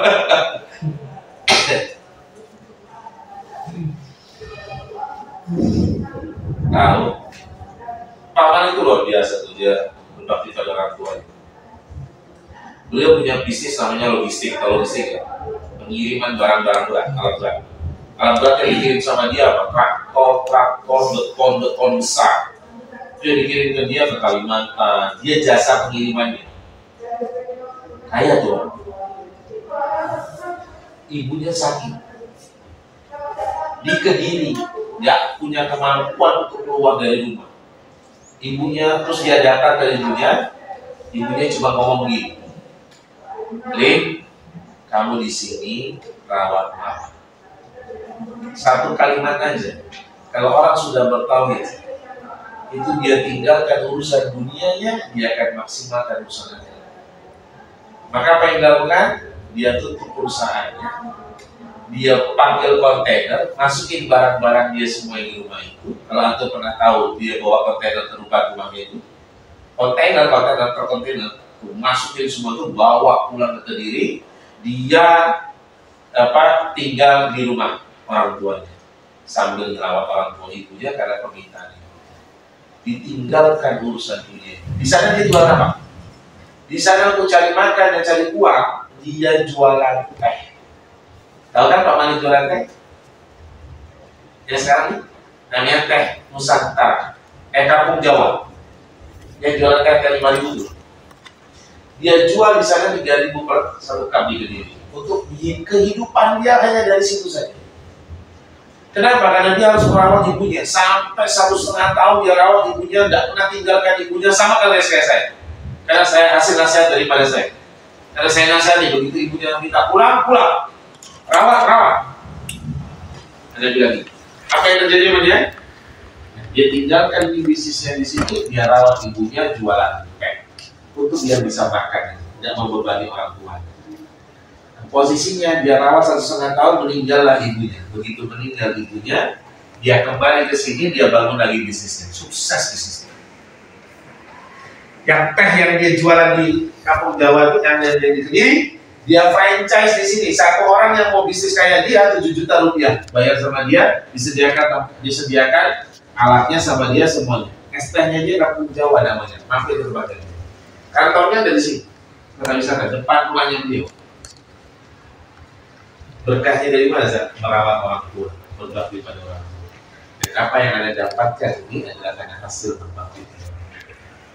Dan berbakti pada orang tua jangan setengah-setengah. Ada satu ustaz di Indramayu. Ada bilang di Indramayu itu belum ada kajian yang baik, kajian tauhid. Anda cari tahu tuh, ada satu orang lulusan IPA di Indramayu. Lulusan IPA di Indramayu, ada dikasih nomornya. Karena waktu itu Anda sampai nyari ke Subang, sampai jalan ke Subang, ketemu dengan ustaz di Subang, minta referensi, ada ustaz nggak yang lulusan yang sudah lulus S1 untuk bisa ngajar tauhid di Indramayu. Sampai dia dikasih nomor ustaz baru lulus dari IPA dari Indramayu. Ada jawabnya dia, ustaz, aku sudah ada majelis belum? Ini jamaahnya yang ada dakwah di sini butuh majelis tauhid. Aku bisa ngisi kajian nggak sejam aja, bilang gitu. Nanti ada cariin majelis tempatnya, ada cariin majelisnya, ada cariin tempatnya, ada cariin. Anda bilang gitu. Atau tinggal ngisi nanti secara rutin, biar Anda nggak bolak-balik di Indramayu. Mudah-mudahan Anda di Indramayu bolak-balik ke dakwah. Nah posisinya adalah dia katakan apa? Waduh, afwan nggak bisa. Kenapa? Anda lagi merawat ayah Anda yang lagi sakit. Terus Anda bilang, "Tar 1 jam aja." Kan isi kajian berapa lama sih? Kajian kita tuh biasanya sejam 2 jam, nggak lama. Sejam 2 jam aja. Tahu jawabannya? Afwan, Anda nggak bisa tinggalin ayahnya. Kalau orang sudah tinggi tauhidnya, orang tua tidak akan tinggal. Walaupun hanya seminggu. Itu yang Anda lakukan pada ayah. Disitulah keberkahan antum dunia ini juga mata. Itu sih. Begitu pun pengaruh ngalah gitu. Jangan ada ngalamin jalan. Bisnis logistiknya makin gede lagi. Walaupun sekarang lagi kaya namanya turun bisnis, dia bisnis kayak kampung Jawa. Itu franchise-nya sampai Bandung. Orang mau beli franchise-nya sama dia sampai Bandung. Kemarin ngirimin barang alat ke Bandung. Karena ada franchise 2 orang di Bandung. Kan? Ya lupa ya, rumusnya adalah berbakti pada orang tua. Kenapa Ustaz? Karena dalam Al-Quran sudah tahu ya, Anishkurni wali daini. Bersyukurlah padaku kata Allah, lalu bersyukur yang pertama pada siapa? Yang kedua pada siapa? Untuk balas kebaikan. Baru di situ aku terbuka dunia dan seisi. Disitulah kemudahan itu. Ternyata dunia cuma segitu doang. Cuma segitu aja sih, tidak pusing. Atau fokus pada kejar akhirat antum saja. Dunia Allah mudahkan. Dagang antum jadi mudah. Antum ada ide-ide yang dimudahkan sama Allah untuk bisa antum perjualbelikan, untuk bisa memenuhi kebutuhan Maisa tuh. Itu aja. Bisa kan? Ayo rencanakan ya. Antum rencanakan baik-baik. Posisinya antum mulai rencanakan sebelum antum lulus. Di sini lulus antum harus apa? Syaratnya apa Ustaz? Lulus ya sih. Ada kontraknya kan? Ya? Sekarang ada kontraknya. Nah, ada apa syaratnya? Ya, kalau dia misalnya tanda tangan kontrak setahun. Oh gitu. Kecuali kalau misalnya dia setahun belum selesai mau nambah kontrak lagi, boleh gitu. Itu apa kan? Untuk hafalan kan? Hafalan nih? Untuk hafalan. Hafalan. Setahun ada targetnya? 2 tahun sih. 2 tahun ya? Targetnya? 30.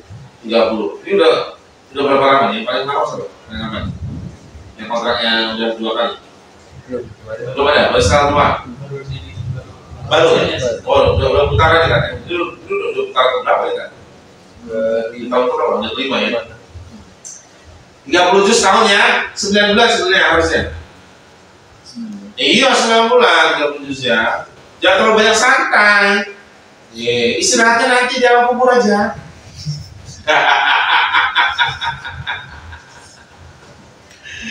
Ada itu sih, dakwah itu sampai santai kok. Santai jalan-jalan naik pesawat sampai bosen. Naik kapal laut, di kapal laut tuh sholat tuh. Bagaimana sholatnya di kapal laut, terus menikmati perjalanan. Oh, hiburannya banyak kalau antum betul-betul memaksakan diri antum untuk berjuang ya agamanya Allah. Itu happy-nya antum. Ketemu orang-orang baru ketemu banyak. Hiburannya di situ saya, hiburannya di situ. Nanti begitu pulang ngajakin istri dan anak-anak jalan-jalan ke Ragunan, kemana, ya dong. Sisanya enggak. Paham ya? Yuk, rencanakan. Maksudnya adalah antum rencanakan dari sekarang apa yang antum mau lakukan setelah kontrak selesai. Materi belum masuk saja, memang disuruh begitu sama Pak Malik, prolog dulu. Kalau materinya nggak cukup waktunya, nggak usah. Berikutnya aja. Baik, pertanyaan ada pertanyaan nggak?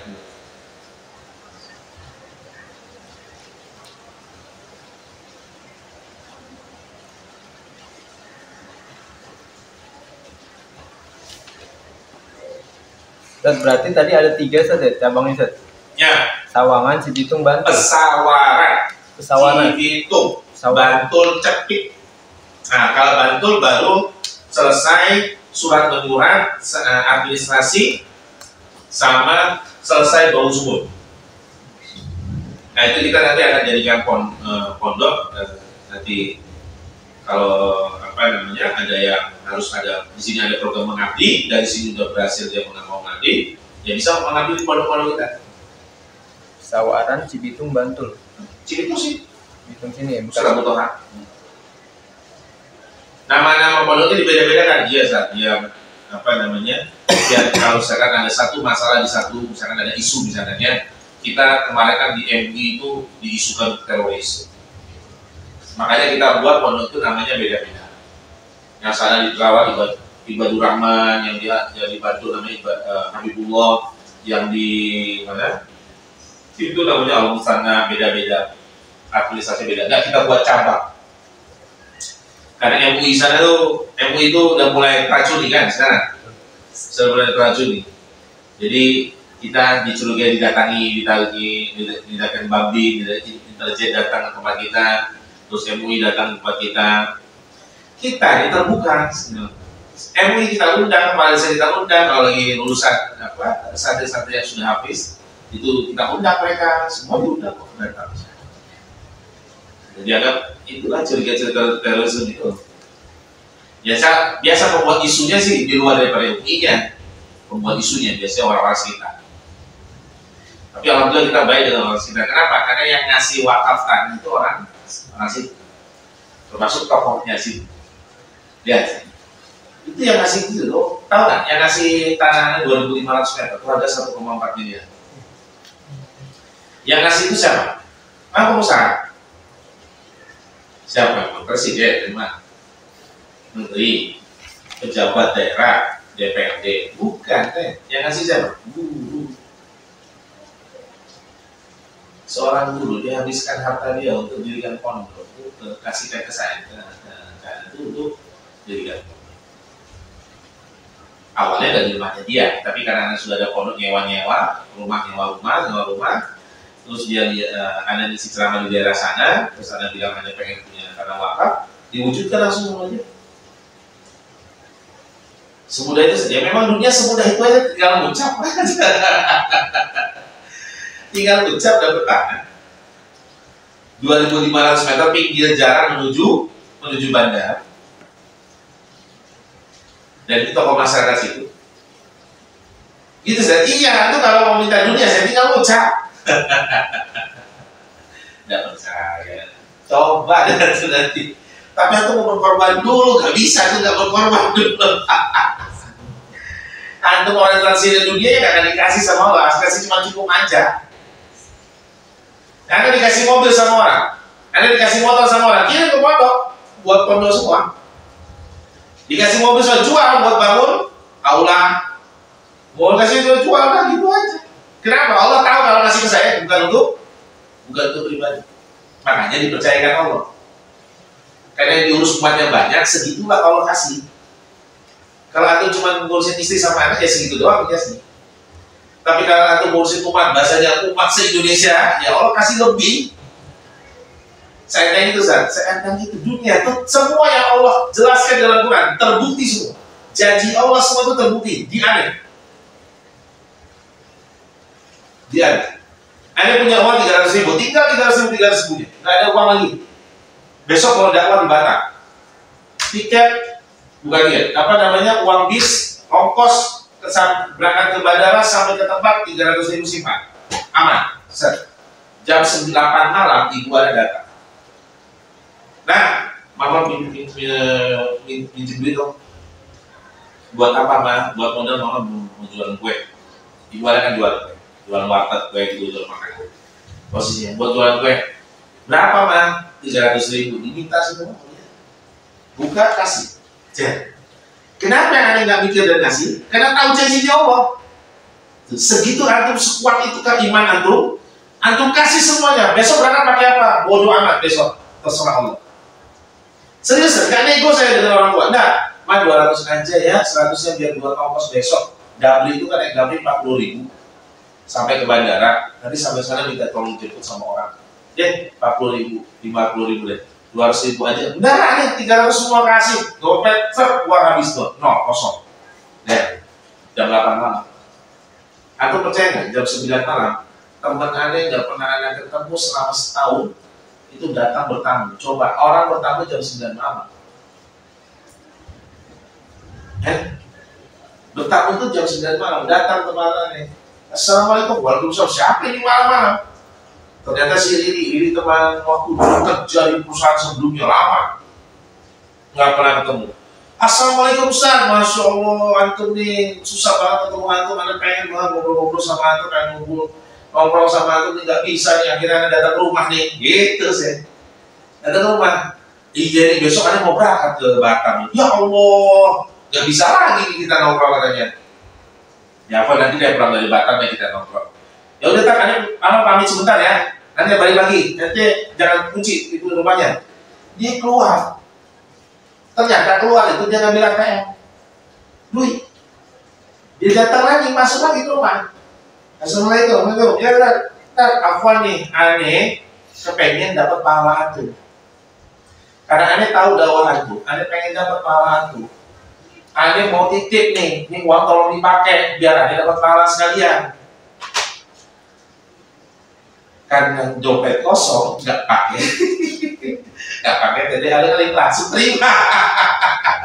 Oh iya, terima kasih ya, iya. Jadi terima kasih nih, aneh pakai ya, ngumpul. Aneh nggak bilang, mumpung aneh nggak ada ongkos, enggak. Jadi aneh terima ya, aneh terima ya, iya. Mumpung nggak pegang duit sama sekali nih. Nah, dibuka amplop, ya pakai amplopnya, dibuka amplop. Itu jumlahnya berapa? 300.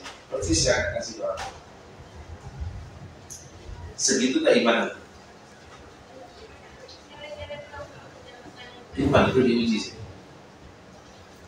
Kalau Allah jadikan orang itu bagaimana perlakuan kepada orang tua, dunia dan sisinya dipegang sama Allah. Muliakan orang tua. Ya, kalau misalnya orang tua antum sakit, jangan dakwah kayak aneh, nggak dakwah. Udah jagain aja orang tua, full. Sampai dia meninggal, baru antum dakwah lagi. Itu yang orang tua. Begitu dia meninggal dunia, saya keliling dunia, nggak tahu ada orang undang. Antum percaya nggak nih? Aneh kasih tahu lagi nih. Aneh ngisi di Singapura setiap bulan saya. Lihat Facebook ada. Apa sama? Soleh Spasi Kurniawan. Itu pasti ada di Singapura setiap bulan ngisi. Kenapa? Rutin setiap bulan undang. Pakai H, pakai enggak pakai. Pakai slot. Soleh Kurniawan. Lihat posisinya. Lihat. Ketika ada di Singapura tuh, Aneh tanya sama yang undangan yang pertama kali undang di Singapura, ibu dapat nomor saya dari mana? Loh, saya buka Google Ustaz, saya tulis Rukiah, nama Ustaz yang muncul. Afwan Bu, dulu waktu tahun 2017, Aneh nggak pakai sosial media. Saya nggak pernah pakai sosial media. Saya nggak pakai nomor handphone, saya nggak tahu, nggak berani saya nomor handphone di sosial media, bahkan di Facebook. Cuma tahu Facebook doang, Instagram nggak tahu. Nggak ada. Ibu dapat dari mana? Saya bilang, saya nggak punya. Saya nggak punya sosial media. Kenapa ada di Google? Begitu ada chat di Google yang muncul, ya Muhammad Junaidi yang di TV-TV itu loh, Muhammad Faizal itu yang muncul. Nah, dia bilang di Google muncul nama saya nomor teleponnya. Serius. Itu dia bilang. Sama, saya nggak ada sosial media, Ibu, beneran. Dan gimana setelah saya googling nama Ustaz yang keluar?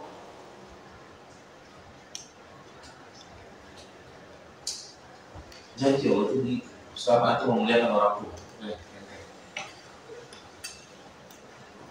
Paham ya? Nah, ini adalah bekal motivasi. Berikutnya bekal ilmu. Nanti kita ketemu. Kapan ada Ustaz depan itu? Ya, berikutnya adalah ilmu yang kita bisa bawa untuk memudahkan dakwah dan hidayah. Tidak hanya Al-Quran itu sudah ada bekalnya, tapi pengobatan tentu harus mudah. Itu antum rekomendasikan satu herbal dari orang, misalkan, dan orang itu merasakan manfaatnya, itu kuat antum ikatannya sama dia. Cuma herbal aja, komunikasi misalkan, saya kena kolesterol, ibu pakai ketumbar, ditumbuk, ibu ditumbuk, terus tarik air hangat, minum, itu kolesterol langsung dulu. Contoh. Udah saat iya, antum bisa rekomendasikan itu dari mana? Dari apa yang ada di dapur, jadi gampang rekomendasinya. Mau sakit apa? Infeksi pernapasan atau radang tenggorokan, pakai kunyit sama kencur. Ibu pakai kunyit sama kencur pagi, siangnya sudah hilang, sudah ada langsung. Saya coba aja, Bu, nggak percaya. Asam lambung kan? Asam lambung itu pakainya namanya daun sena atau talbina. Dilarutin. Daun sena itu kayak teh ya. Daun sena. Itu buatnya kayak teh. Kata, itu dibuatnya 1 jam sebelum aku tidur malam karena dia detoxnya besok. Daun sena sama apa itu? Atau ya, bukan jangan atau pilih salah satu, talbina. Oh, talbina. Talbina kan ada hadisnya. Tapi kalau misalnya lambungnya udah luka gitu gimana, Sat? Kalau lambung pakai ini dulu dong, pakai kunyit sama madu. Sama madu. Asam lambung itu adalah gunanya di lambung adalah untuk menghancurkan makanan. Cara menghancurkan makanan itu pakai asam lambung. Kalau nggak ada asam, makanan yang kita makan itu nggak akan hancur. Nah, kenapa dibilang sakit asam lambung? Karena lambung itu luka, kegores, kena asam jadi sakit. Jadi sakit asam lambung itu bukan penyakit. Asam lambung itu adalah alat untuk menghancurkan makanan. Kalau orang bilang sakit asam lambung berarti lambungnya luka. Obatin luka, semua luka kunyit.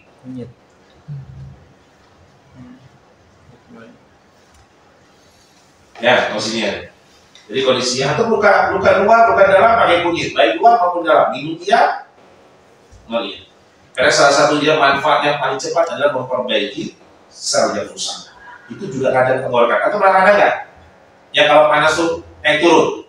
Minum obat hangat panas, turun panasnya. Tapi nanti hangat lagi itu kan radang. Nih. Luka di sini, antum minum kunyit sama kencur. Pagi antum minum, siangnya udah. Tapi setelah itu habis minum kunyit kencur jangan makan apa-apa ya. Biarkan dia berproses ini. Sampai zuhur itu antum udah hilang radang. Coba aja. Bisa. Nah, itu kalau habis minum, jangan lupa kalau habis minum es krim, kalau minum es, minum air putih yang banyak. Ya, itu penangkal radang. Jangan minum es aja terus sudah diapa-apain. Tapi habis minum tadi kunyit sama kencur, jangan minum apa-apa lagi ya. Jangan makan juga. Langsung nanti sampai zuhur. Kerasa langsung rendah. Udah hilang tuh radang. Minum lagi siang, tambah mantap lagi. Udah sehari itu doang. Coba aja. Ya. Nanti detox. Kalau detox bagaimana saja? Detox pakai 4 macam. Ada serai, ada kunyit, ada lengkuas atau laos, ada kencur. Oh, kencur jahe, bukan dulu jahe. Kalau batuk pada saat batuk tuh pakai kencurnya aja, sama jahe. Itu cepat saat bukan cepet lagi, cepet banget. Kalau pilek tambahin serai. Tapi kalau batuk pilek itu kan habis batuk biasanya, ya kan? Tapi kalau aku pakai batuk pakai kencur sama jahe aja hangat, jangan pakai gula, jangan pakai apa ya? Pakai gula aja. Kalau bisa parut, semua ini parut ya. Jangan geprek. Kurang ampuh, bukan nggak bisa. Tapi kurang ampuh. Semua parut. Ampuh nih ini, insya Allah ampuh banget. Kalau diiris terus di iya itu boleh, tapi tidak lebih ampuh di parut. karena sarinya langsung keluar sama parut, diperas. Tambahin serai kalau dia ada pilek, tapi biasanya nggak akan sampai pilek. Kalau batuk itu sudah dikasih kencur sama jahe, nggak sampai pilek. Biasanya pilek itu pasti habis batuk. Ingat ya, batuk, pilek, demam bukan penyakit. Awas. Apa itu? Sinyal. Kalau tubuh banyak bakteri. Maka habis itu apa yang dilakukan? Udah disembuhkan tuh, apa yang dilakukan? Detox namanya. Detox itu dibersihkan lambung dan usus. Semua itu gara-gara bakteri yang ngumpul. Jadi lambung dan usus. Bagaimana caranya lambung dan usus di detox? Salah satunya daun sena tadi. Kalau antum luka, jangan pakai daun sena, tapi antum pakai kunyit. Kunyit yang mana saja? Yang putih boleh. Yang kuning juga boleh sama yang putih. Untuk lambung. Nanti bahkan kita untuk kanker saja, untuk yang lainnya itu antum bisa rekomendasikan ya. Next time ya, kita bertahap ya, biar ada ilmunya antum, biar antum bisa sebagai lahan dakwah. Tidak hanya Al-Quran, tapi antum betul-betul bermanfaat banyak hal pada umat. Ya. Ya cuma antum ngajarin agama aja, ngajarin Al-Quran aja, ya punya manfaat yang lain. Jadi apa saat setiap orang umat ini yang kesulitan datangnya ke antum, yang punya masalah penyakit datangnya ke antum, yang nggak bisa baca Quran datangnya ke antum, yang pertengkaran rumah tangga datangnya ke antum, semuanya ke antum. Itu saya itu anda alami. Semua dari titik paling atas, tahu nggak yang datang ke anda itu apa? Lulusan S2 Al-Azhar. Datang konsultasi sama masalah rumah tangga, coba bayangin. Dia siapa tuh? Ketua Mu'alimat. Kalau Mu'alimat nggak? Pondok Pesantren Muhammadiyah terbesar di Jogja. Pertengkaran rumah tangga sama anaknya, ributan rumah anaknya, itu konsultasi sama siapa? Laki-laki. Selesai. Dia tahu ilmunya, tapi dia tidak tahu cara prakteknya. Ada ilmunya nih. Dia ngajar kita di masjid itu, dia di masjid dekat rumahnya, dia ngajar kita. Tapi soal ngobatin, makanya ustaz-ustaz tiba tuh banyak minta berobat sama kami. Tuh gak percaya. Sampai Ustaz Batu di situ, Ustaz Sobat itu minta berobatnya semuanya ke kita. Itu tahu. Ustaz Khalid aja berobat istri-istrinya, kita yang obati, bukan dia. Paham ya? Makanya aku bisa bermanfaat banyak pada umat nanti. Jadi aku tidak kemungkinan kecil itu ditolak oleh lingkungan. Manapun aku nanti aku berada. Karena aku bermanfaat sekali. Ya itulah pahala. Baik, ada lagi kan? Kita tutup ya. Ya itu dua kawalatul majlis. Subhanallah wa bihamdihi. Assalamualaikum warahmatullahi wabarakatuh. Waalaikumsalam warahmatullahi wabarakatuh.